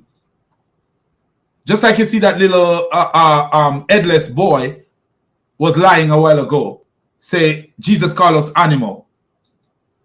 When he called us sheep, he called us animal. When Jesus called us his sheep, he was calling us animals. And it's worse than calling us a slave. Do you see the stupidity of this religion, man? So, but people don't know what Islam is about. Why you think that there's so much dawah is more important in Islam than anything else? And if you put me to the test and say, prove what you say, that dawah is more important than prayer, I could prove to you. I could prove to you that dawah is more important than prayer. I literally can prove to you. If a Muslim said to me, you're lying, that dawah is more important than prayer, I could prove to a Muslim that dawah is more important to a Muslim than prayer. Because Muhammad says, he literally says that the one who bring a soul to Islam, the reward, I can't remember exactly what he said the reward would be. So dawah is more important. This is why Ibn Farouk is going around lying to people. Even though Islam say you can lie in 3 occasions, and one of that is dawah, because dawah is considered jihad. And dawah is a form of jihad. So, and Muhammad said jihad is deceptive. So, and Muhammad also say you could lie in 3 ways, and one of them is jihad. So anyway, but Uthman ibn Farouk, all these Muslims that you see going about saying Uthman this, Uthman, and the ones who are against Uthman ibn Farouk, Allah, the God, the demon of Islam, is not against Uthman ibn Farouk. Uthman is Allah's prized possession. All these dawah donkeys, none of them is on the level of Uthman in the eyes of Allah. Uthman is on the highest level. Uthman ibn Farouk, footnote, is on the highest level of Islam. All these clowns and all these people, none of them is on the level of Uthman, because Uthman is the biggest deceiver ever, and Allah liked that kind of deception. So their job is to come to the West and be deceptive to us, literally deceptive, to be to deceive us, to lie to us, to con us. You notice what he says. Notice what this guy say. But if you should look at the opposite. So he's saying that, hey, if you allow us to preach, we will not fight you. If you allow us to preach our religion to you, because they are not just satisfied with observing their religion, like, oh, you go to your mosque and you could pray and do all this stuff. They're not satisfied with that. They want to indoctrinate the people of the country that they go into. And if they don't get that, they will fight against you. They will fight against you. They will hurt you. They will destroy you. You listen to what he says. Now, the crazy thing about it is that this actually was seconded by another Muslim. Another Muslim seconded. Listen to this. The Arabs regarded war as a chance to massacre the weak. This was the Arabs, yeah? To plunder their goods, destroy their villages and cattle, and rape their women. Islam, however, changed the concept of the war. Yes. War became a way of rescue. War became a way to rescue the oppressed and punish the oppressor. The ultimate aim of fighting battles, and they've termed that as Ghazawat, was to save people from the worship of idols and false gods. So do you see that? The ultimate aim of battle, of Islamic battle, was to save people from the worship of false god and idol. What is that telling you, man? That the aim, the reason Islam fight their war is to save, quote unquote, save people from the worship of false god and idols. That is what? Offensive jihad. So they are fighting these kind of war, claiming that they are saving people from false god and idol worship. And to bring them to Islam to worship Allah. So the question I wanted to ask is, it says here the ultimate aim of fighting battles was to save people from the worship of idols. I wouldn't necessarily agree. So do you see what's going on there? The crazy thing is this. So the guys, First Samson says, the only reason we will not fight you, if you allow us to preach. So if you allow us to preach in your country, then we will not fight you. But if there's a country that says, hey, we don't want to be Islamicized. We don't want to be Islamicized. We don't want you to preach here. You could come here. You could practice your religion in your own personal thing. But I don't want you to come out in the public. Then they would want to fight these people who live in these countries. Fight the government of this country. If the government tell them that they cannot do that. Do you see this? Could be a reason. There are different reasons. Many different reasons.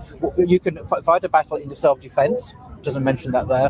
You can fight a battle actually for dawah as well. Do you hear what he said? Do you hear what he said? You could fight a battle for dawah. You could actually kill people because you're spreading Islam. Do you want to hear more than that? You could actually kill people because you're spreading Islam. So if there's a country that says, I don't want you to come here and lie to my people, because we show where the little Muslim guy was a liar, saying that Jesus called us worse than slaves. He called us animal, and calling us a sheep is worse than calling us a slave, because he takes things out of context. But we have people who are not well educated and listening to these things, they will adhere to this belief like, oh, Jesus called us sheep. A sheep is worse than call a slave. How is a sheep worse than call a slave? Can you imagine that guy is a black guy? You know, you possibly a son of a slave, who, I don't know. But when you say this to a Jamaican, that being called a sheep is worse than being called a slave, how do you think that a Jamaican would take that? Or African American, that when you say, oh, Jesus called you a sheep, it's worse than call you a slave. How do you think that they would look at you if they're really thinking about it? Like, wow, are you really downclassing being called a slave? The tribulation that our ancestors are being through, are you really looking down on that? That being called a sheep by Jesus, which have metaphorical meaning, is worse than calling me a slave? Jesus, who say you are my brother and my friend, you're my sister, my mother, I'm dying for you, is worse than calling me a slave. But do you see the craziness here? That this guy confessed that you could actually fight people to spread Islam. But how can they do that in today's United States, or today's Great Britain, or today's France, or today's Canada? They cannot do it. So this is why you will see them, their behavior on the Dawa pathway. Like Uthman ibn Farouk lying against American citizen, saying that American citizens stab him when no evidence that he was ever being stabbed. You're going to see a lot of these things, because they are less in the population, and they employ people like Andrew Tate to make them more. When they become more, are even not even more, but when they got the deviant people of the society like Andrew Tate, the people who follow Andrew Tate, the deviant-minded people who see him as top G, even though he is a con artist, and they idolize him. When you have those people become Muslim, what you think you do? You create thugs. You create thugs. And the thugs that you create are dangerous. The thugs that Islam create are dangerous to us, dangerous to our well-being, dangerous to us as people. Let me show you something. And then I will, my brother Sam is on, so I will finish up there. Let me show you something. I don't like competing with him. You know, I like listening to him. So let me show you something. I just want to show you this, and then we wrap it up. You know, let me show you something here. So Islam cultivate Islam cultivate all kind of people.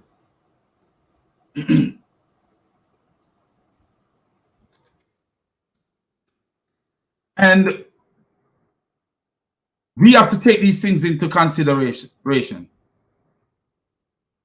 But Islam don't only cultivate regular people, and the people that Islam call Muslim, we would never call Christians.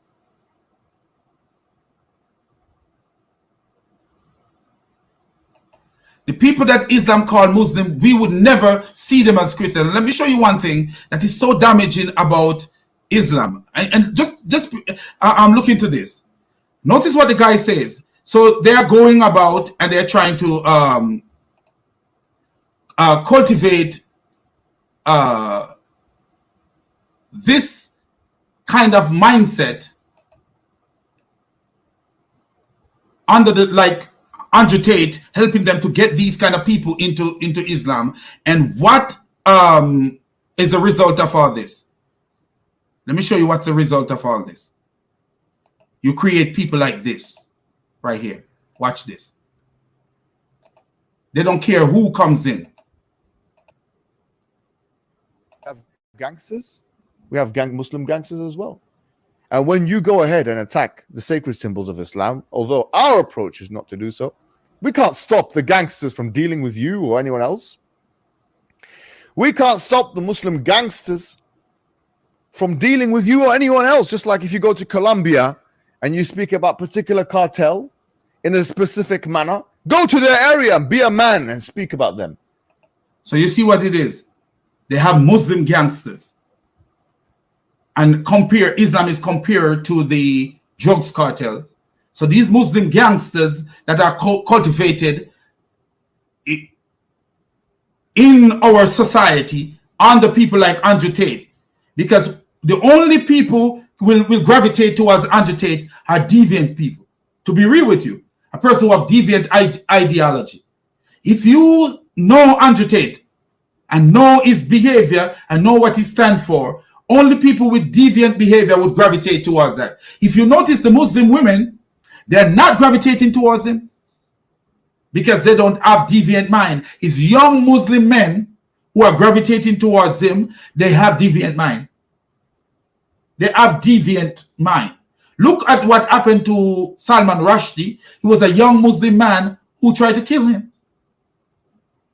Who tried to kill him? Because you can brainwash these young minds. They already brainwashed from they were babies coming into the Western world. From Afghanistan, from Iran, from all over the world. A lot of them have been brainwashed. And they walk into this world here, into our world. We need to be aware of what they are doing. They realize that they cannot be majority no time soon. They cannot be majority no time soon. So how they're going to speed up being majority is to get people who have a great following to become Muslims. You see how they were trying to target, what's that guy name? Jordan Peterson, because of his following. And they would target people like you see, Young Don. You see, he got a little following. You know, they look at the YouTube channel, they're looking at all this stuff. They're using psychology now to target you. And Sneeko and all these people, if they could get these people to become Muslim because they have a larger following, then guess what? They believe that these people can affect a larger population so that they will have more people. And even if they cannot have more people, they will have more deviant-minded people. Because a deviant-minded people can make changes in a society. Yes, they can. They can affect changes in a society. They can prosecute people for them. They can persecute people for them. When they want somebody to be persecuted, be killed, and to shut up, like the Sam Shamoun and the David Wood and the Christian Prince and whoever. They want to shut these people up. Then they have these mass amount of deviant-minded people. Guess what? It is easy to control the population with deviant-minded people. If you guys just take a look at what happened in the United States and the attack on the Capitol, not trying to get into politics, that was a satanic move. Let me show you why I know that was a satanic move.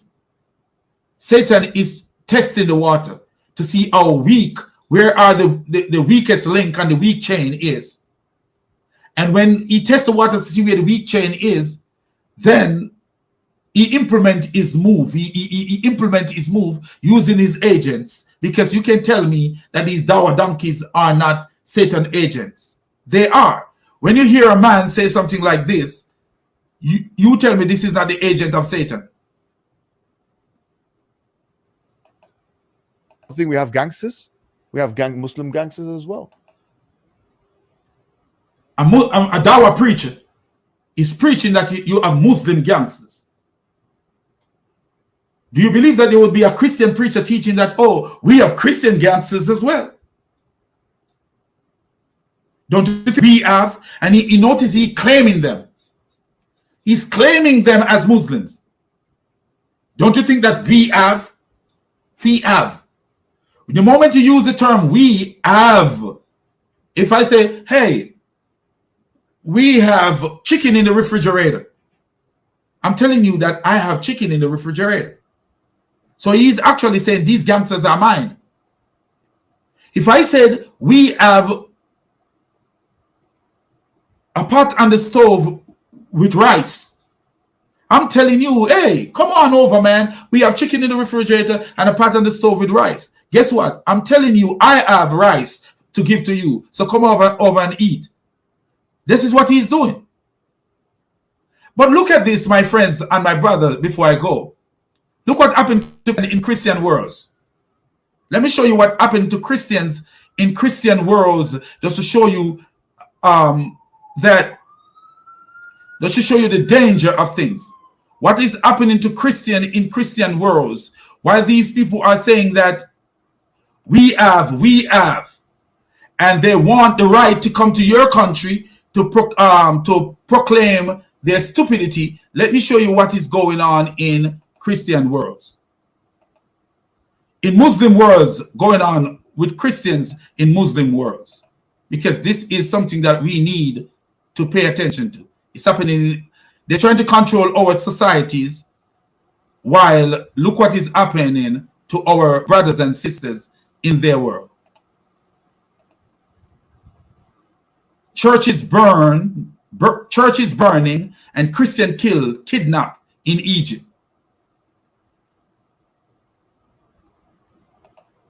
Yeah, actually, last week, since last Sunday, we have almost every day, a church is burned in Egypt.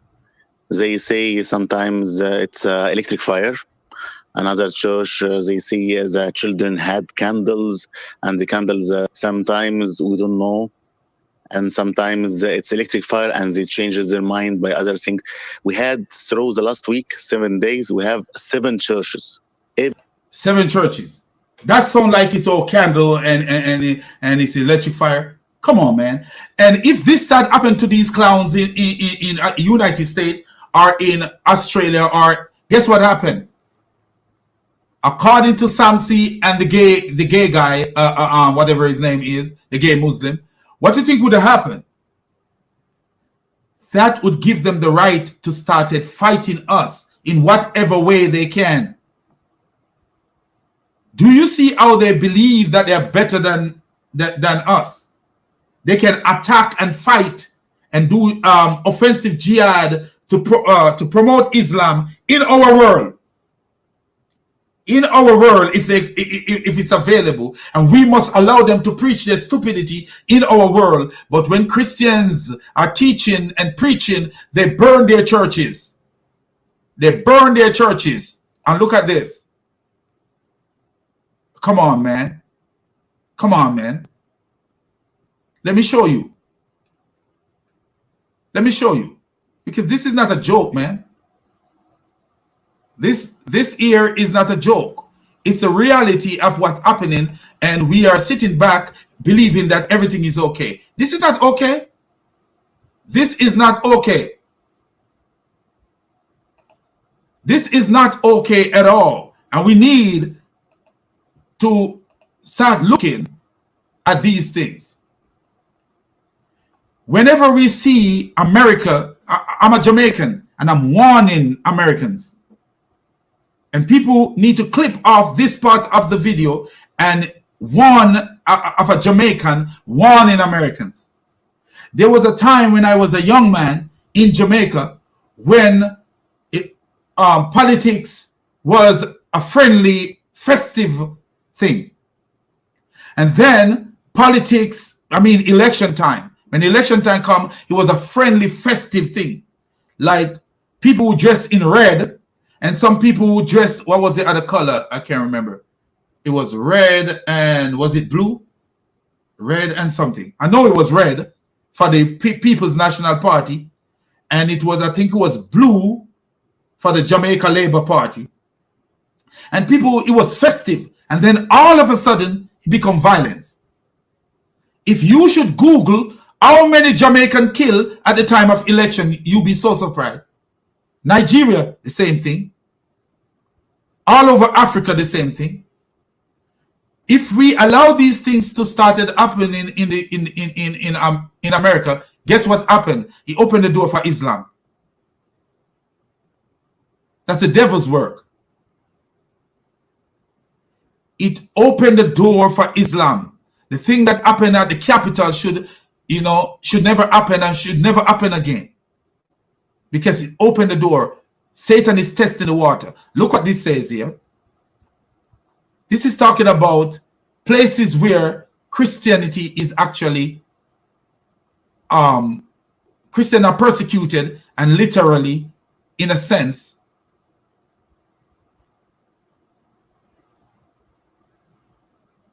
Look what it says.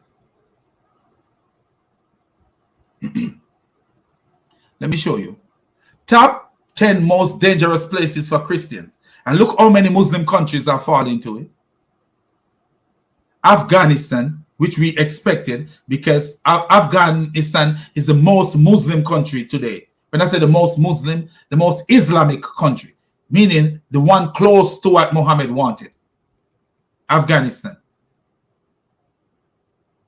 Number 1 for the first time. Watch this. And Egypt is not even mentioned there, but you see where Egypt is killing Christians. North Korea, which is a secular environment.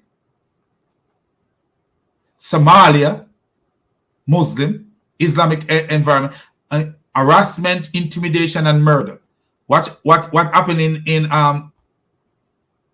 for the first time. If you read through it, you will see what happened to them. It is illegal to convert.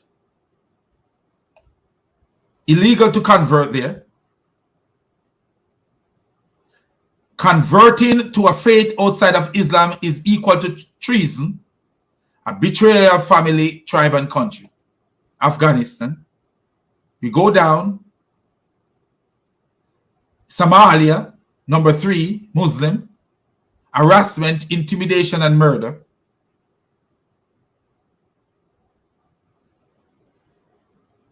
Libya, Muslim, secret lives of faith. So you got to live in secret. When a person in Libya leaves Islam to follow Christ, they face immense pressure from their family to renounce the faith.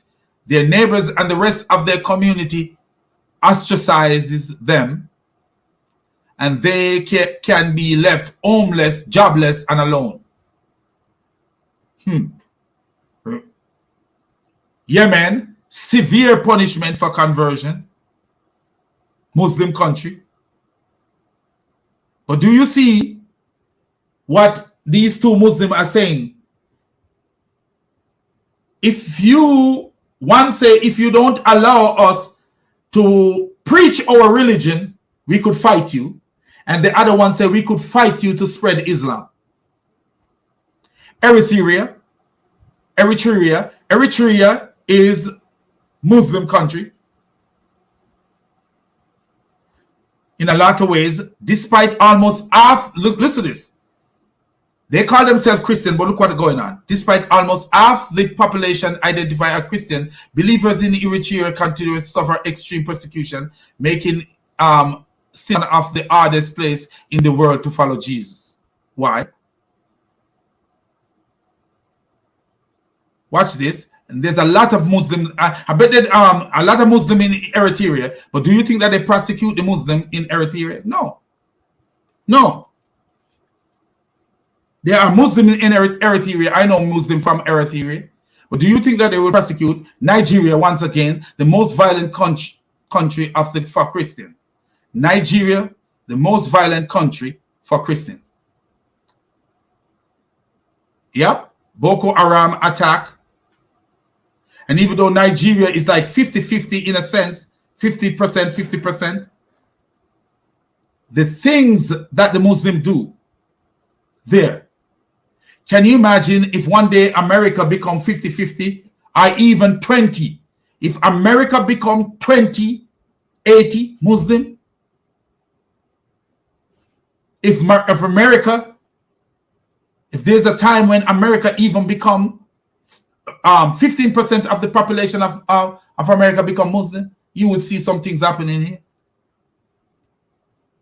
Because this is what they do. Pakistan, blasphemy law continue. In Pakistan, Christians are considered second-class citizens and are discriminated against in every aspect of life. Church leaders can be arrested if they don't abide by the authority and can be lied upon. Can be lied upon. All a Muslim have to do is say, you say something about Muhammad and your life is gone. Iran, convert, raided, arrested, and threatened. And guess what? India, systemic targeting of Christian, but you know, India is mostly Hindu. But guess what? We're top 10, and where is Egypt? Where is Egypt? But we know of all the killing and persecution of Christian in Egypt, but Egypt is not on this. Do you see? But you see what these Muslims do? They will tell you that we have the right to come into your country and practice our religion. We want the right to come into your country and practice our religion. And if you don't, my brothers and sisters, if you don't allow us to practice your religion in our country, what we do, we hear it from the Muslim mouth. You don't have to make up no story. You don't have to make up no story. You hear it from his mouth right here. You don't have to make up any story at all. Oh, this guy, This is look. going to be so interesting. Go, please, go. See how long it's going to happen to run off. The guy said this is going to be so interesting. I don't know. Yeah. I'm seeing the brother to come down. Okay. No, look what he said. Is it still He in said correction this today? verse into implementation. Today. Wait. Let me speak. Let me speak. Now, as he doesn't know, first of all, he made a claim. He said that verse bara invalidates Hudaybiyah. That verse was reviewed after Hudaybiyah. When Hudaybiyah was invalidated. Why are you cutting me? You cut me. And do you notice he's going to contradict himself? Because listen what he's going to say.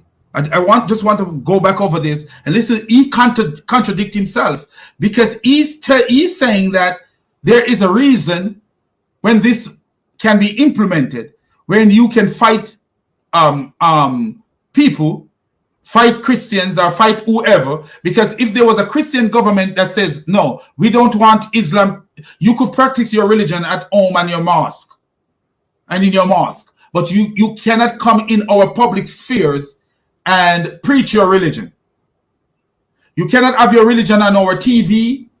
You cannot have your religion on the public sphere in our streets, and you cannot have our religion in our parks. You cannot Islamicize our people. Listen what he says. So it's okay to cut me. You know him. Whatever I'm gonna say, he doesn't accept it. So him, he's like, You're not accepting. Are you accepting anything I say? Because there you go. I tell you. So just carry so on. when we're gonna talk then, take off yourself. No, listen. That's it. You can have your opinion. Do you see how this Muslim is so crazy? He says, why are we talking then? Because you have an audience.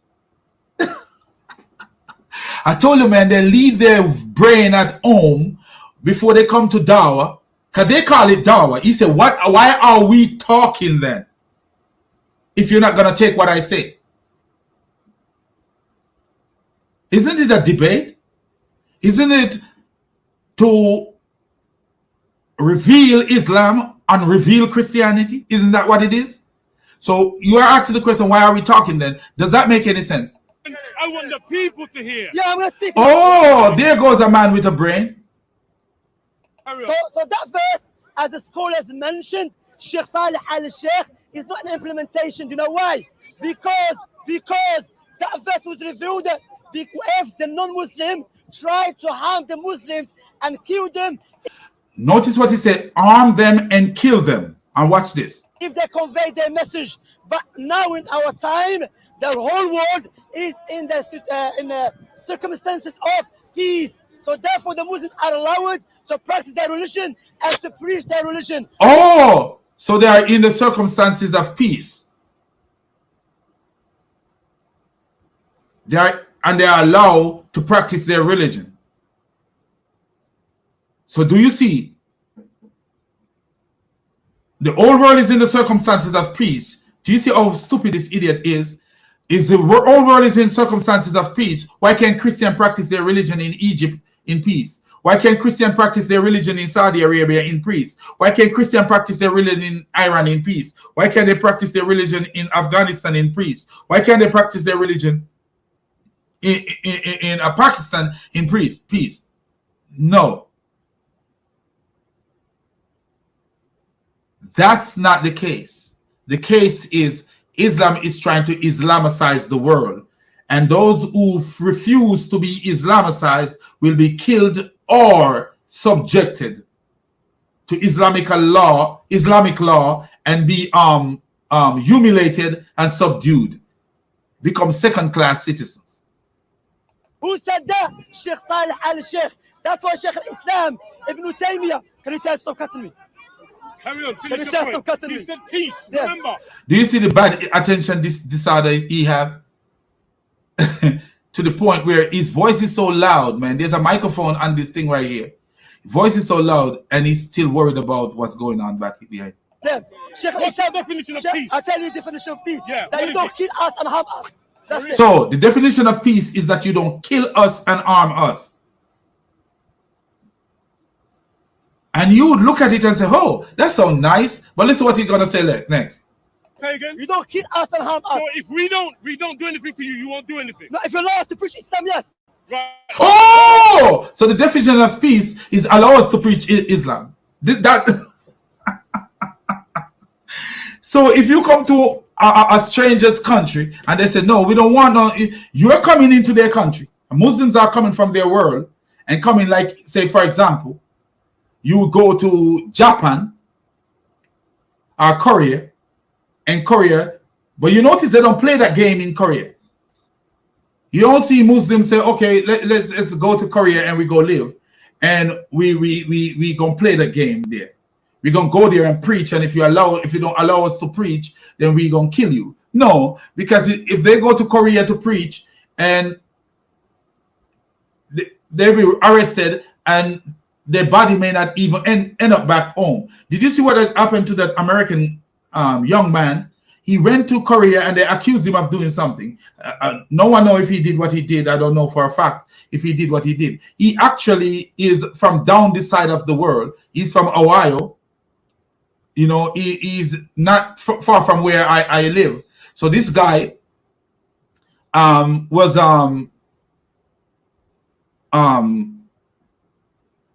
he went to Korea, North Korea. I don't know what he did, but he got himself in trouble over there. And he went to jail.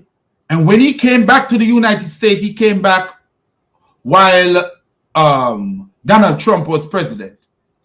He came back while Donald Trump was president. And I think he lived maybe about 3 weeks or less. He came back in a vegetative state and died in no time.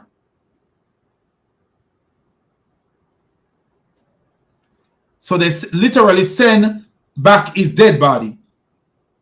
That's literally what they did. They sent him back alive, but he died within no time. Boom, he died. Who knows what they put into his system and caused him to die? Who knows? They know what they put into his system, like, oh, we could give him this and he could live for 2 weeks, and that's it. The Muslims would not do that. And when it come to China, did you see where Muhammad Hijab take off his shirt and be like, oh, I'm a big gorilla, and be like he want to beat his chest? But at the same time, the way they would talk about the Jews, persecuting them, and they would talk about the America and talk about other places of the world. Do you see them talking about China like that? Do you see all these videos being made about China? No. Because they know China don't play with people. So they are looking for the weakness in the Western world. They know the Western world is their gateway to believe that they can conquer the world. The Western world is their gateway because what? Western civilization allow a lot of stupidity. And Western civilization have a lot of weaknesses. A lot of weaknesses in Western civilization. Western civilization stands for almost everything in a sense. Let me show you why I say that. Western civilization. You don't have to be harsh or evil to anyone like a Muslim. You don't have to be evil to a Muslim. No, you don't. The Western society don't have to be evil to Muslim coming here. No, treat them in a good way, but let them keep their religion to themselves. Let them keep their religion to themselves, because their religion can be considered a crime. You know why we can say that? Their religion can be considered a crime. Why? Because in any place where they are dominant, they suppress the other people living in their societies. Anywhere they are dominant, they suppress the other people living in their society. They persecute homosexuals. They persecute Christians. They do all kind of manner of evil against anyone who is not of their flock. Even to their own people, they do all kind of manner of evil. The way they treat their women. You see what happened in Iran when a woman decided, okay, I'm not going to put on the veil the exact way, prescribed way. And what they did, the woman ended up being dead. You see what happened the other day where they cut off children's ear. They use scissors and thing to cut off the hair of the children's head because they weren't wearing hijab or whatever they call it. Do you see that as Western people, we need to be taking these things a lot more serious? We don't have to persecute any Muslim, persecute them, but we can stop them from, just like we need to stop these LGBTQ from LGBTQing our children. Stop these schools from having drag queen, employing drag queens and all this stuff into their school, because a man should be a man. We need to stop these things in our society. Literally, we need to stop these things in our society because it affects our society. It totally affects our society. We need to stop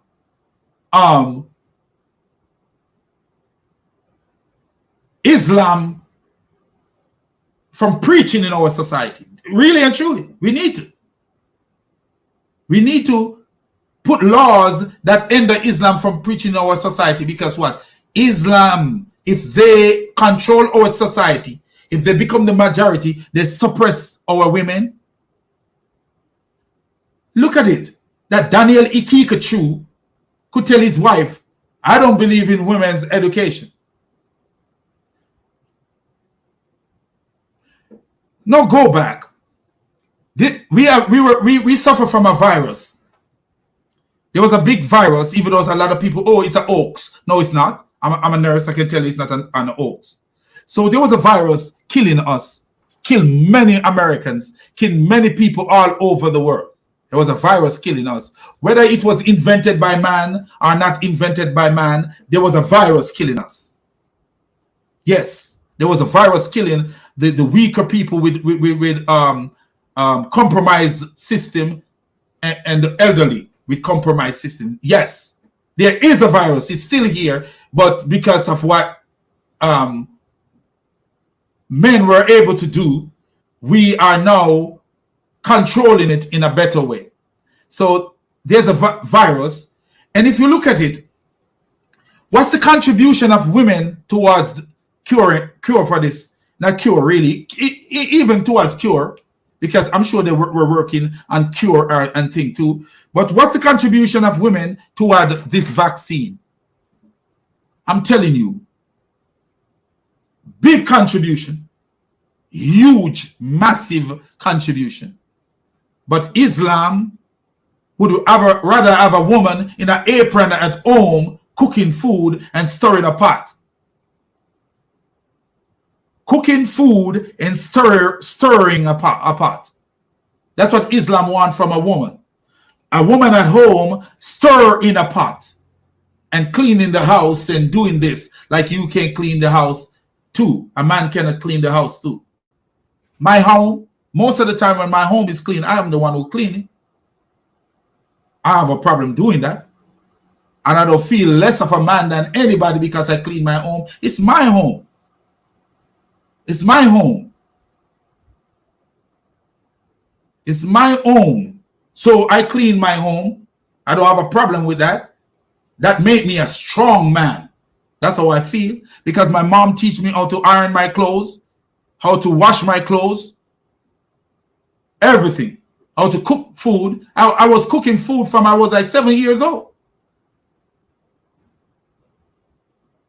Like real food from I was 7, 8 years old, 9 year old. 9 year old, I could cook a real meal. Real quality meal at 9 years old. So, does it make me less than a man? No. It made me a strong man. That's what I feel. That's how I feel. But we're going backwards if Islam is to rule our world. What's the contribution of the Islamic world to this disease? When I say the Islamic world, I'm not talking about Muslim working in the United States and working in Europe because they are part of the system there. I'm talking about contribution of Islam, not Muslim.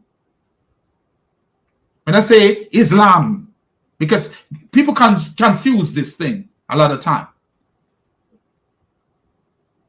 A Muslim working in America and working to find a cure for the virus is not considered Islam. Because what? If it was a Muslim woman in a Muslim world, she would never be able to do all these things that she can do here.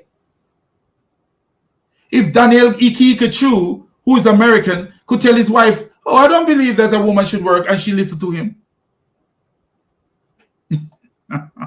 What do you think is going on in real world, real life? In the real worlds, subjugation of women and all this stuff. So this is what they want to come to our world and do. They want to come to our world and sell these things. And they realize, the devil realized there's one way to do it, through deception. And when deception doesn't work, to war. And what kind of war can they use in today's day? In order to be relevant, what kind of war can they use?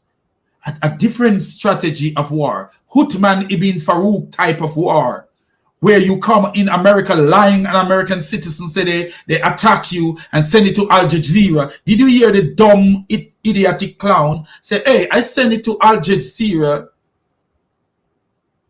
So he sent something to Al Jazeera that didn't even happen to him.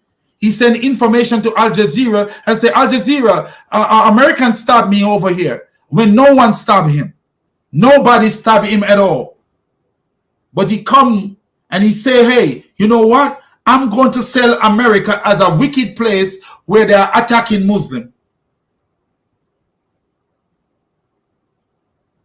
So guess what he do? He plants seed into a Muslim's mind that, hey, America is this bad place where they attack Muslim sheikh for preaching Islam. And guess what? According to Mimi Ijab, then here comes the Muslim thug. You know what could have happened to an innocent person because of Uthman ibn Farouk lie? And this is the way they plan to do it. People like the idiot Andrew Tate get more deviant people into their society. And the thing that happened on January 6th to the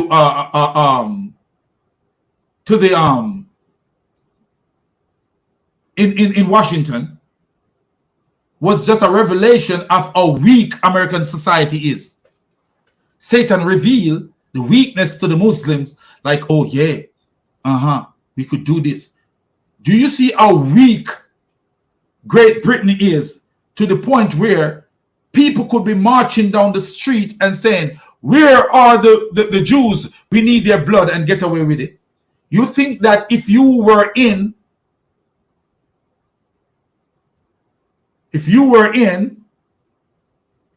Louisville, Kentucky, and you were marching down the street and say, where is the Jews? We need their blood. Guess what you will do? You end up in jail. You will end up in jail. Because you are inducing panic. There's a law here called inducing panic. Where are the Jews? We need, you end up in jail and be persecuted and spend time. If you're not care, either you pay a fine or you're spending some time. You're gonna spend some time in the common jail. But when they persecute you, guess what happened? You're gonna go to prison, or they're gonna have you pay a healthy fine. Because what? You're inducing panic, and you're also discriminating against a set of people. Can you imagine what happened to Kanye West? And what did he say? Nothing too much. But you see what happened to him? But Britain allow Mimi Hijab and his set of female thugs. When I say female thugs, it's not like nothing bad towards female, but sissies, I mean, should say sissy thugs, not female. Sorry, all female. Sissy thugs, sissified, effeminate thugs walking down the street. Oh, who do this? Who do this and that? Real men don't behave like that. Real men doesn't behave like that. No man behave like Mimi Hijab. No real man. Real man don't walk down the street trying to make their neighbors uncomfortable.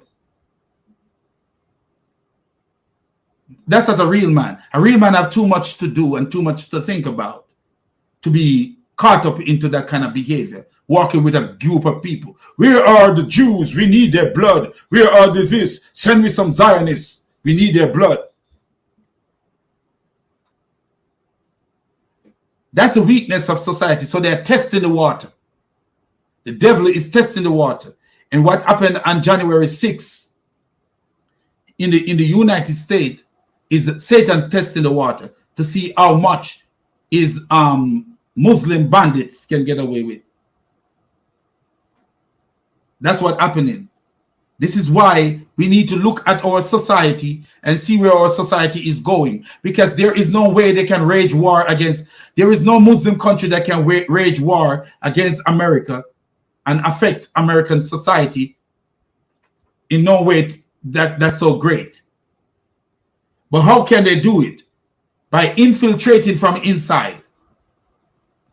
By attacking from inside. Attacking from inside, meaning finding loopholes and weaknesses. And how can they do it? Our children. I told people a long time ago that there is an attack on America and the Western world, and they don't see it. And you know what the attack is? Video games. Yeah. And people will say, oh, but yes, it is. All these video games that you see come out and all these craziness, that's an attack on the American mind. That's an attack on the Western mind. That is, you have intelligent children spend 15 hours in their day playing video games. And they spend 2 hours eating. And they spend this hours doing other stuff, this hours doing other stuff. Where is the hour spent dedicated to God or dedicated to any form of academic work?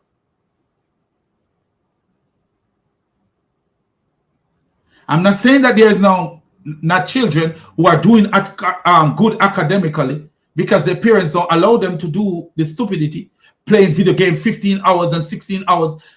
Man, I used to see kids play video game until even when I'm coming home from work, I could see the light in the window. They're still playing video game. I went to work for 12 hours, and when I'm coming back from work, I see the light still in the window, and they're playing video game.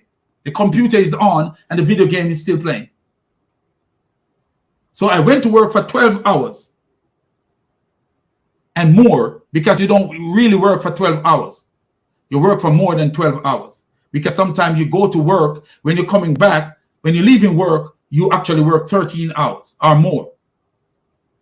And when I was coming back from work, there was a flickering of video light, and you could see the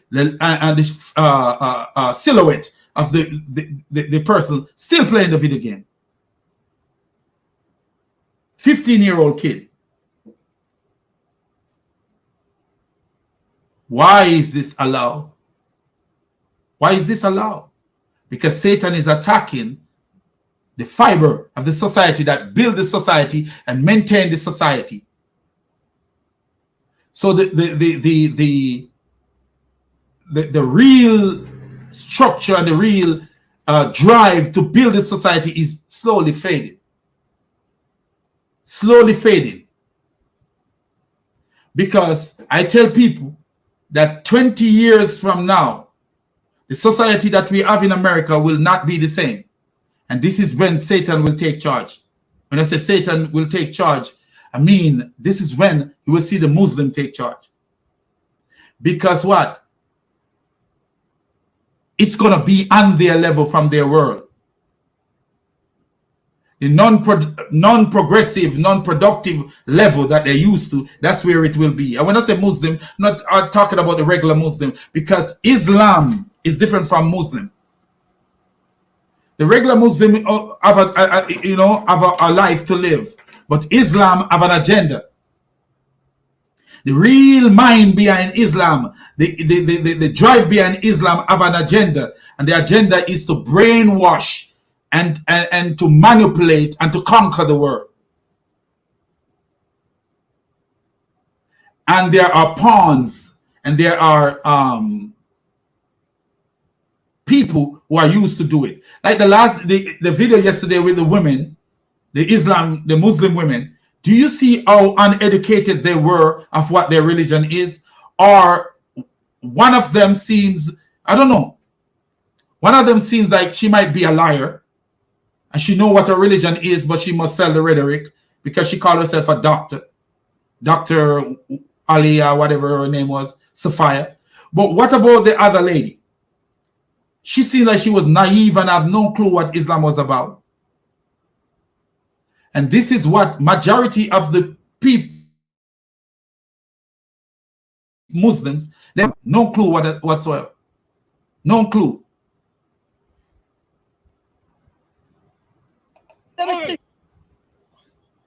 So did you hear what Samshi said?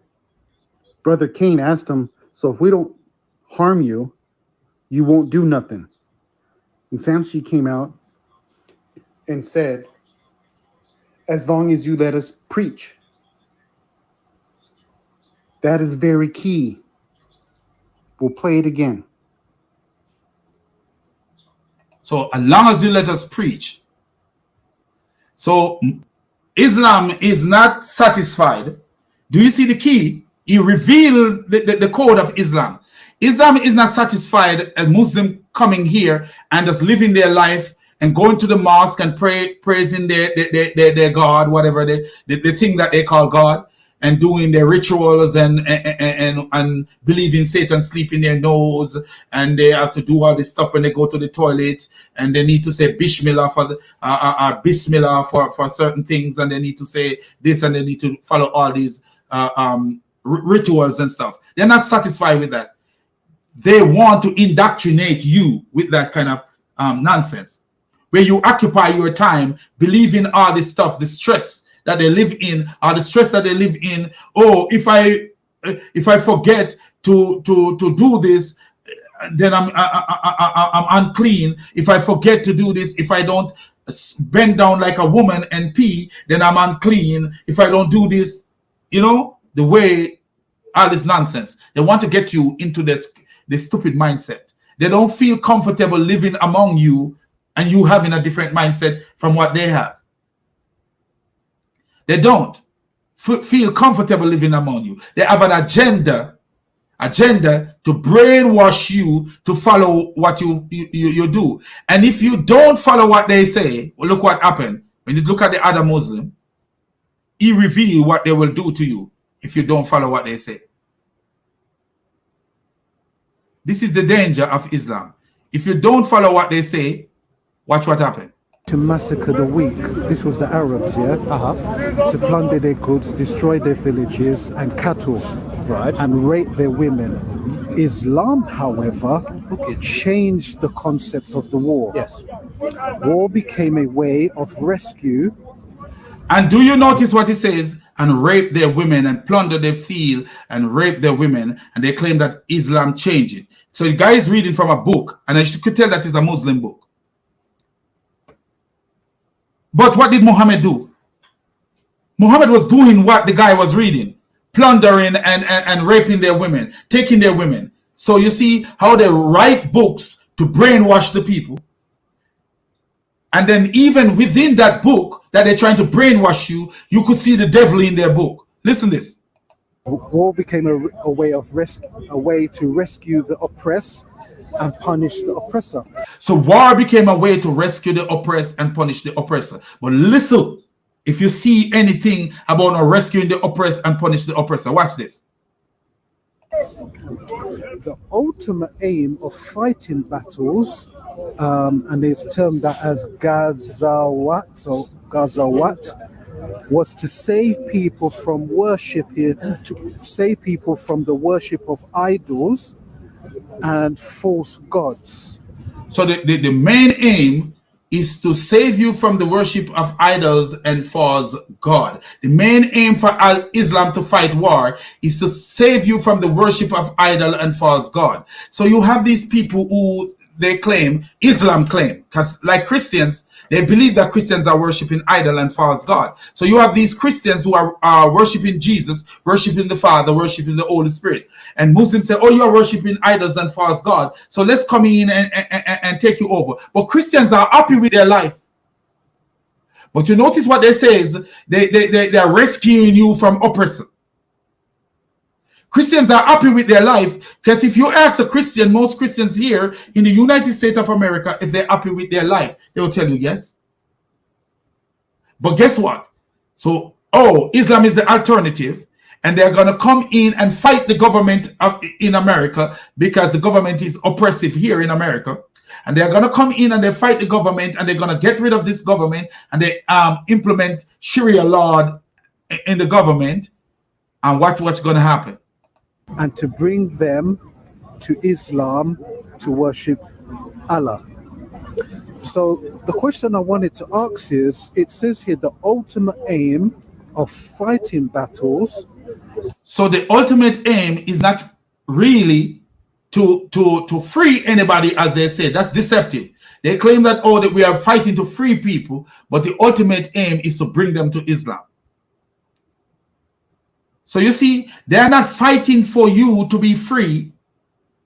They're fighting to take you to Islam. And when they fight to take you to Islam, if you don't want Islam and you don't want to follow their laws, guess what they do? They kill you. They kill you. They kill you. If they say,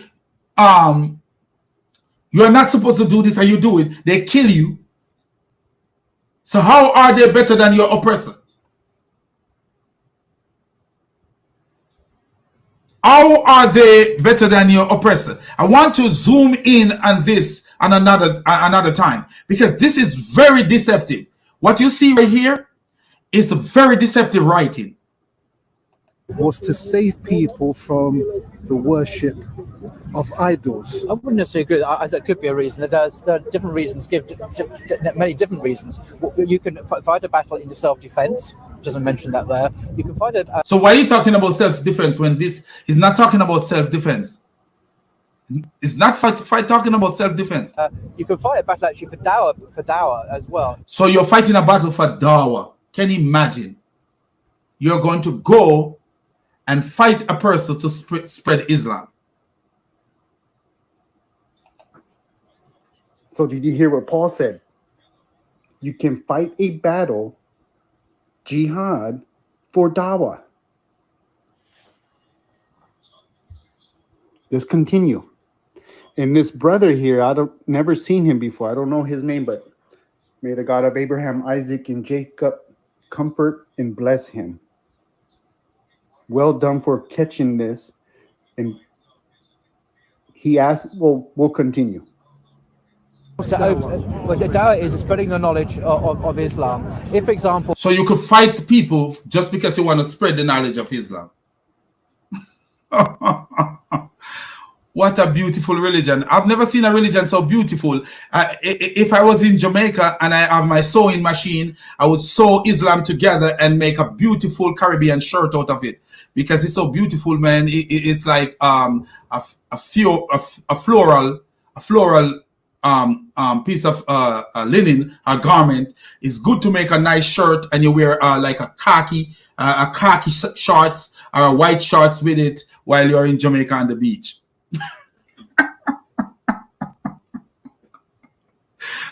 I've never seen anything so beautiful.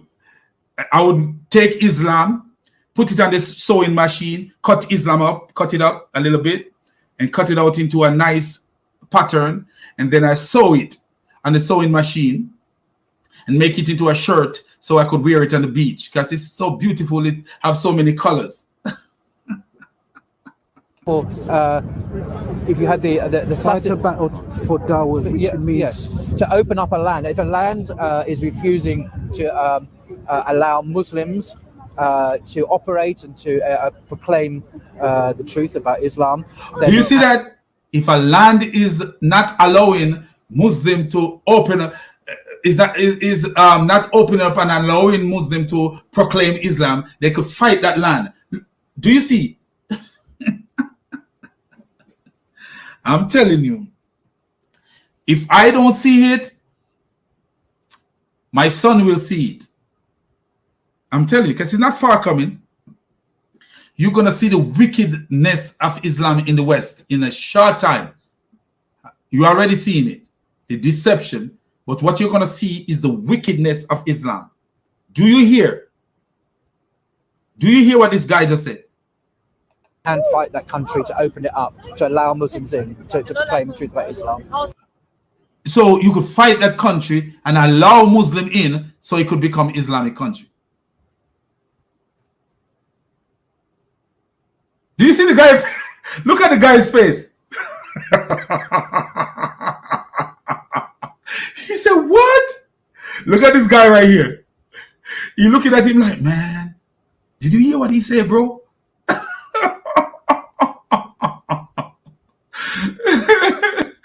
Oh, man. Wow.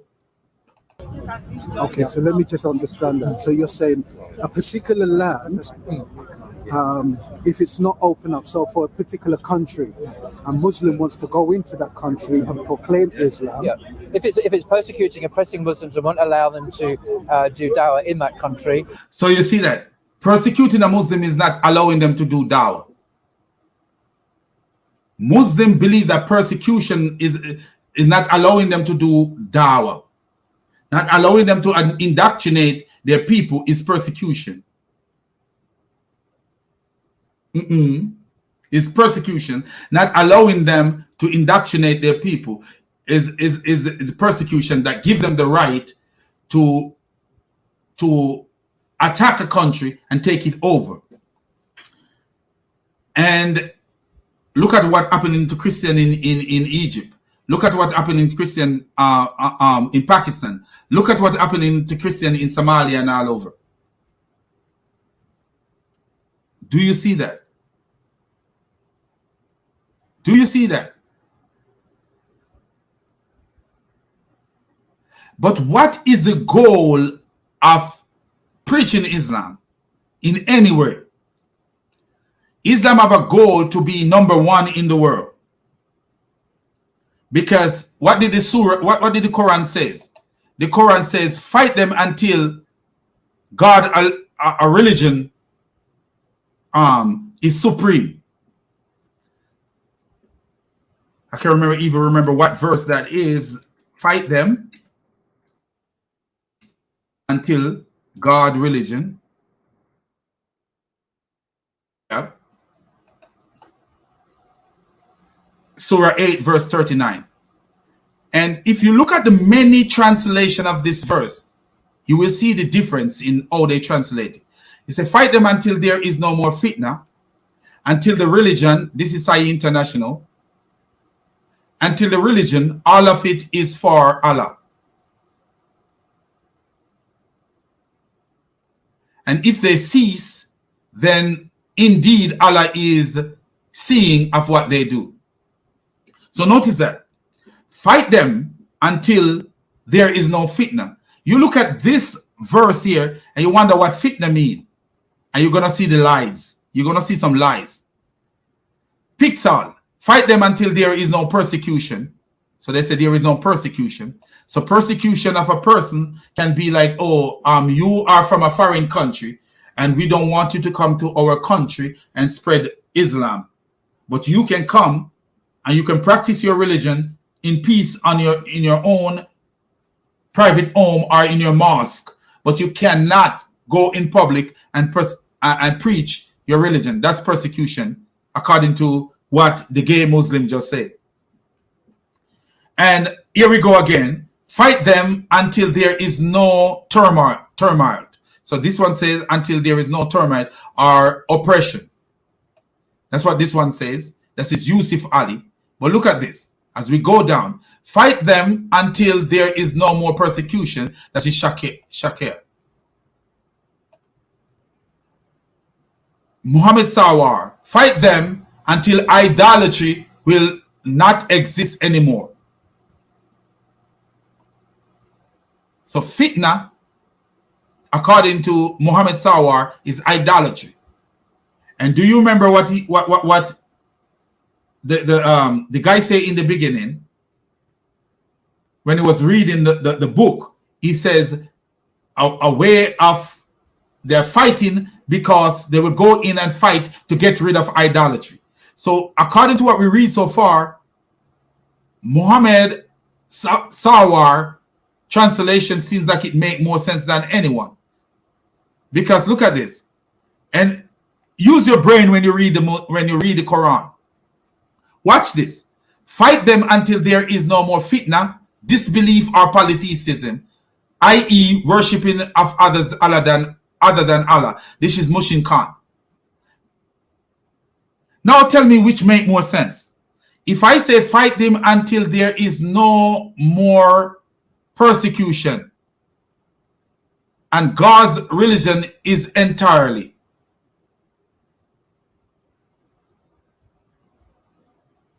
Let's read it again from Sai International. Does this make any sense to you? Fight them until there is no, let's Shakir. Okay, Pickthall. Fight them until there is no more persecution, and persecution until persecution is no more. And religion is all for Allah. Does that make any sense? No, it don't. Because you could fight someone and there is no persecution at all. But religion is not all for Allah.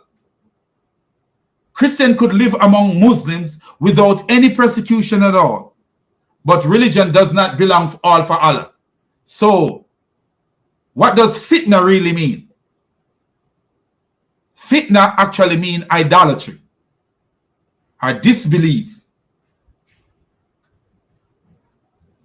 or worshipping other than Allah. That's what fitna means.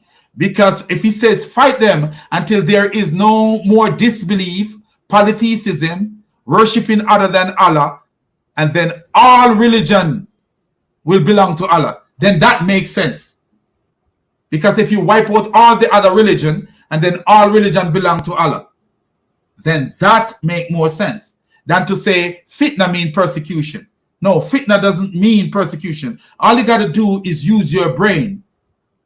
Fitna could never mean persecution if all religion will belong to Allah, because there can be people in a geographical region that is not persecuting Muslims, but they still want to keep their religion. But they're not persecuting Muslims. They leave the Muslim alone. So when Muhammad Sawar said fight until there is no more idolatry, it makes sense. Because Muslims consider anything that is not Allah that is worship that is not Allah, they consider it idolatry. So when you say fight until there is no idolatry and God's religion will stand supreme, it makes more sense. All the others make no sense. Like the one that says fight until there is no persecution is no more, and religion is all for Allah, which is Piqtal, make no sense. And this one that says Yusuf Ali, that say fight until there is no more turmoil or oppression, and there prevail justice and faith in Allah all together and everywhere. That doesn't make sense either. That doesn't make sense, because it says if there prevail justice and faith in Allah all together everywhere. What if there is Christian, then there would be no faith in Allah? Do you see? It doesn't make any sense. The Christians don't have faith in Allah.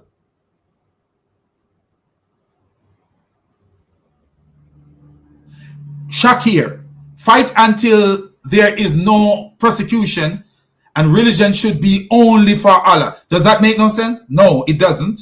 Because religion may not be only for Allah, but there still can be no persecution. So this doesn't make any sense at all. So what they were telling the people, what the Quran is telling Muslims, and this is why they understand it like this, this is why they want to persecute people, is that you should fight people until they have no religion at all. Only religion is Islam. Literally. The only religion is Islam.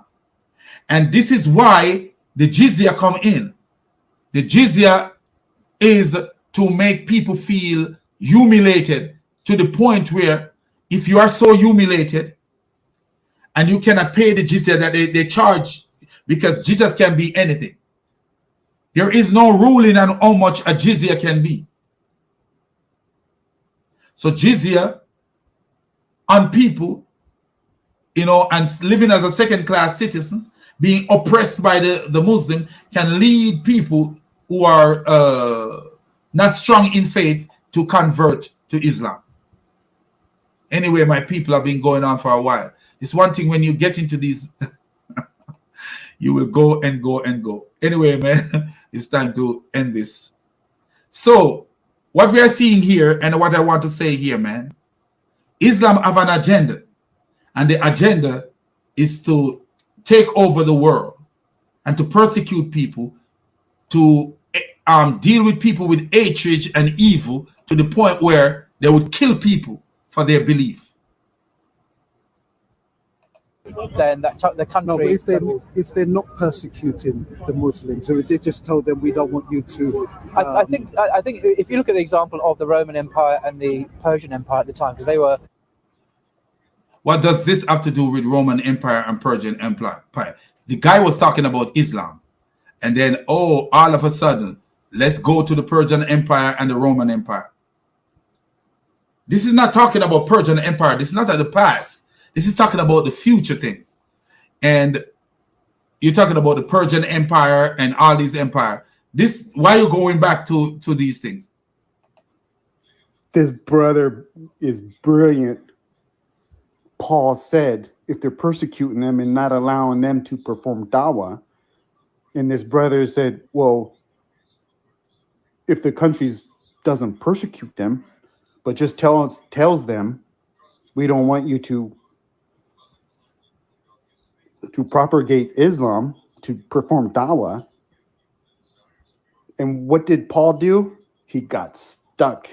He knew he was put in a corner. Brilliant by this brother. Excellent. So what does he do? He just goes on to a different topic. I'm going to rewind it and listen to it. The brother goes, dawah, what's dawah? And he tells him, preaching, spreading the word, the faith of belief, whatever Paul says, of Islam. And listen to for yourself again.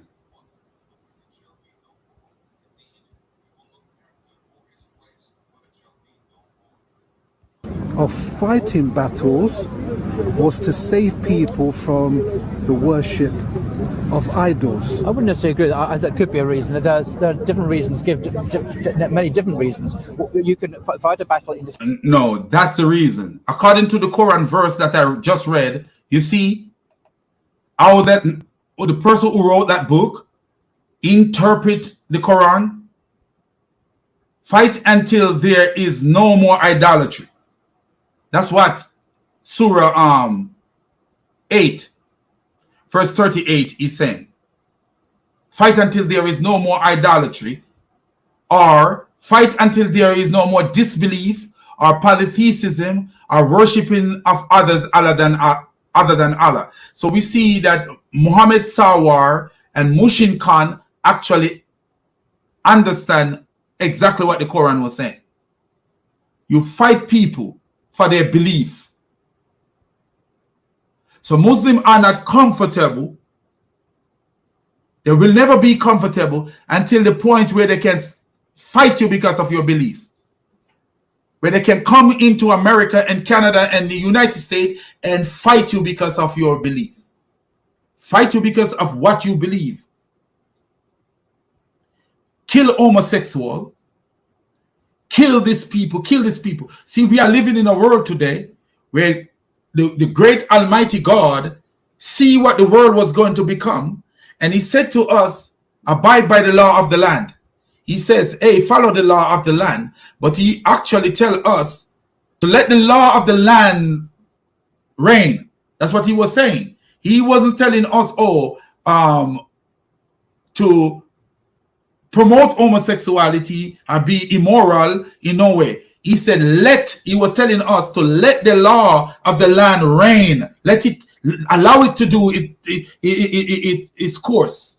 Because what? The great Almighty God, who have foreknowledge of all things, he saw what the world was going to be. And he know that Christian justice would never be able to run the world. But the idiot who is the God of Islam cannot see that. He cannot see that there is never going to be a time when Muslim will totally control America. Maybe Great Britain, because Great Britain is like a soft soap place.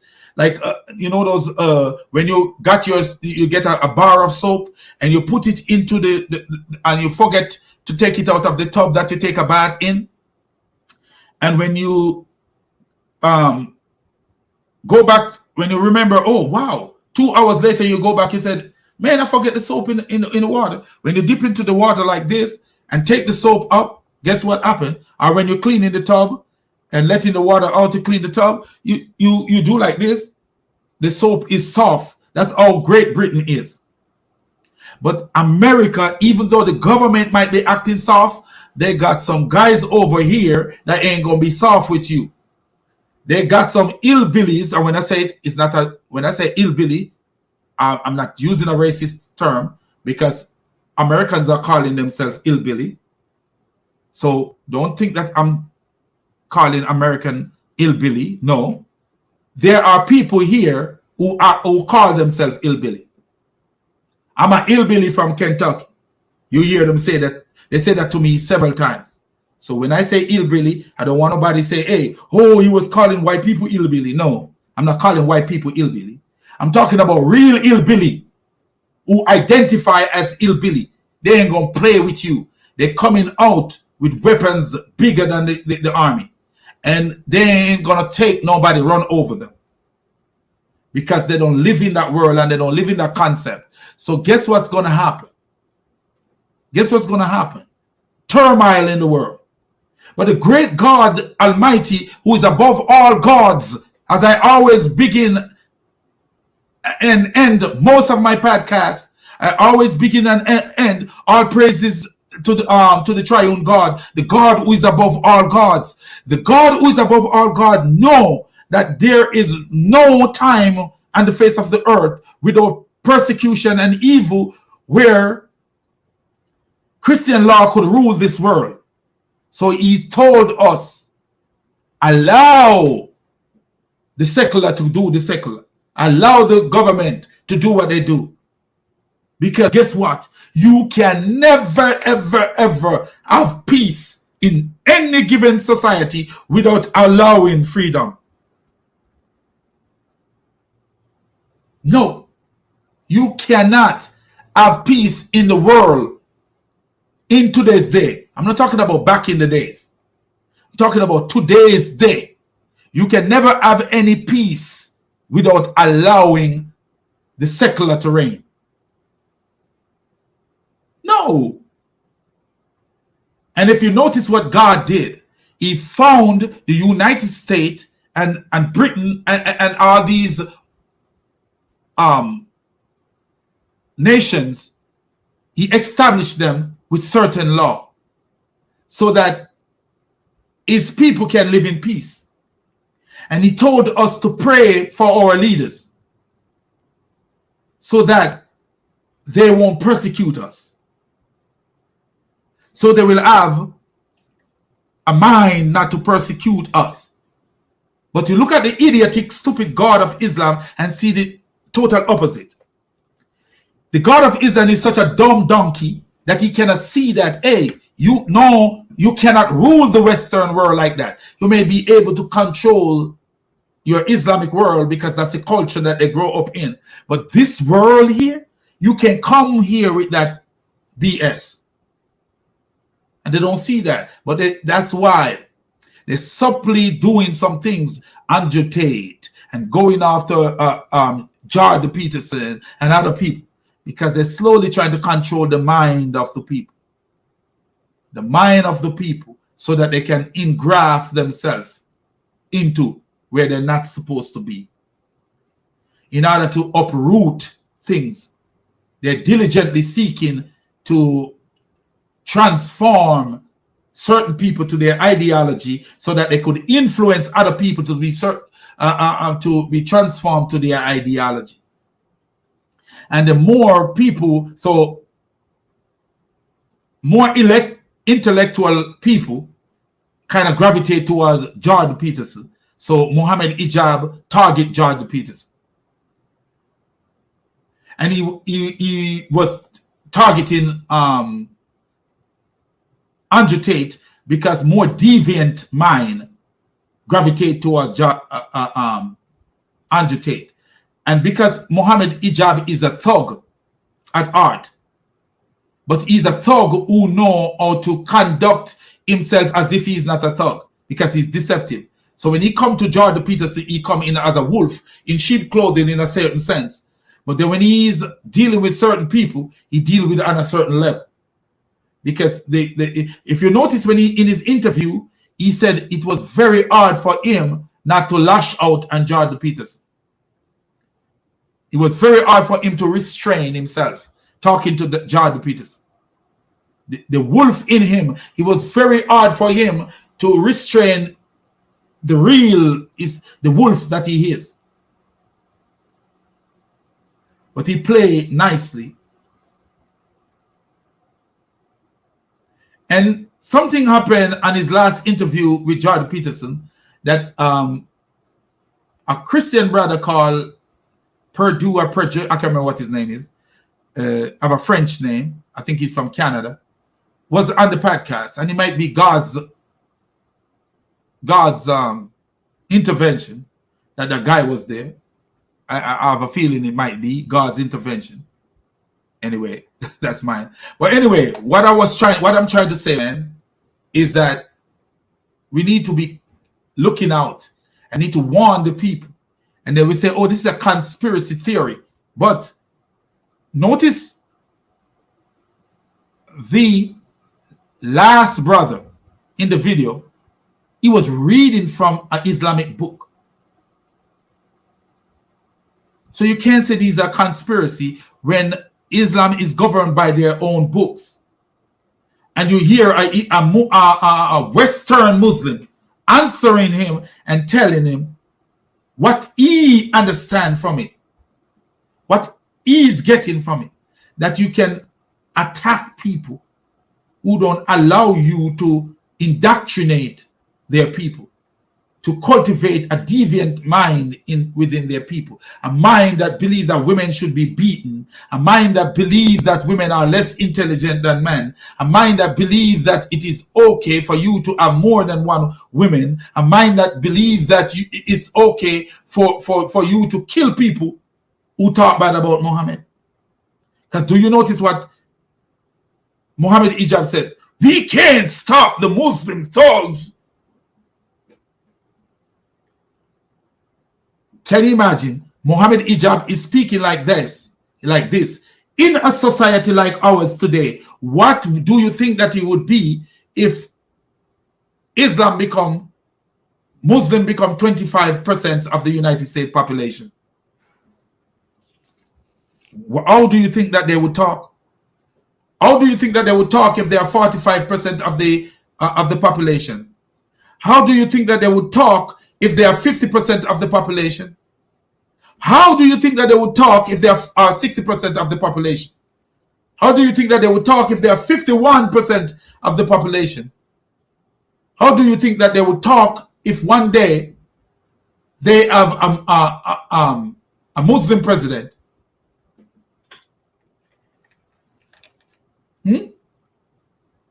How do you think they would talk? If you are talking like this in a world where people are held responsible for their action, the America court is not going to let you just go about beating up people and kicking people down and cutting up people and killing people. If you can say, oh, we can stop the Muslim gangsters from doing, don't you think we have Muslim gangsters? We have Muslim gangsters too. If you go to Colombia and say anything about the drugs cartel, so he likening Islam to a drugs cartel. And what does a drugs cartel do? They come and destroy your neighborhood. They destroy their own neighborhood and turn the people's mind into deviant mind. And the people who doesn't want to be deviant, they have to keep their mouth shut. And if they speak, you remember the Colombian necktie? Have you ever heard about the Colombian necktie? Where they would cut people's throat and take their tongue to. Have you ever heard about that? Be mindful of Islam and stay away from Islam. I know I've been going on for a long time, but let's end it here. And I want to end it with all praises due to the triune God, the God who is above all gods, the God who gives us wisdom to decipher things that to make sense of sensible things and to make nonsense of things that are nonsense.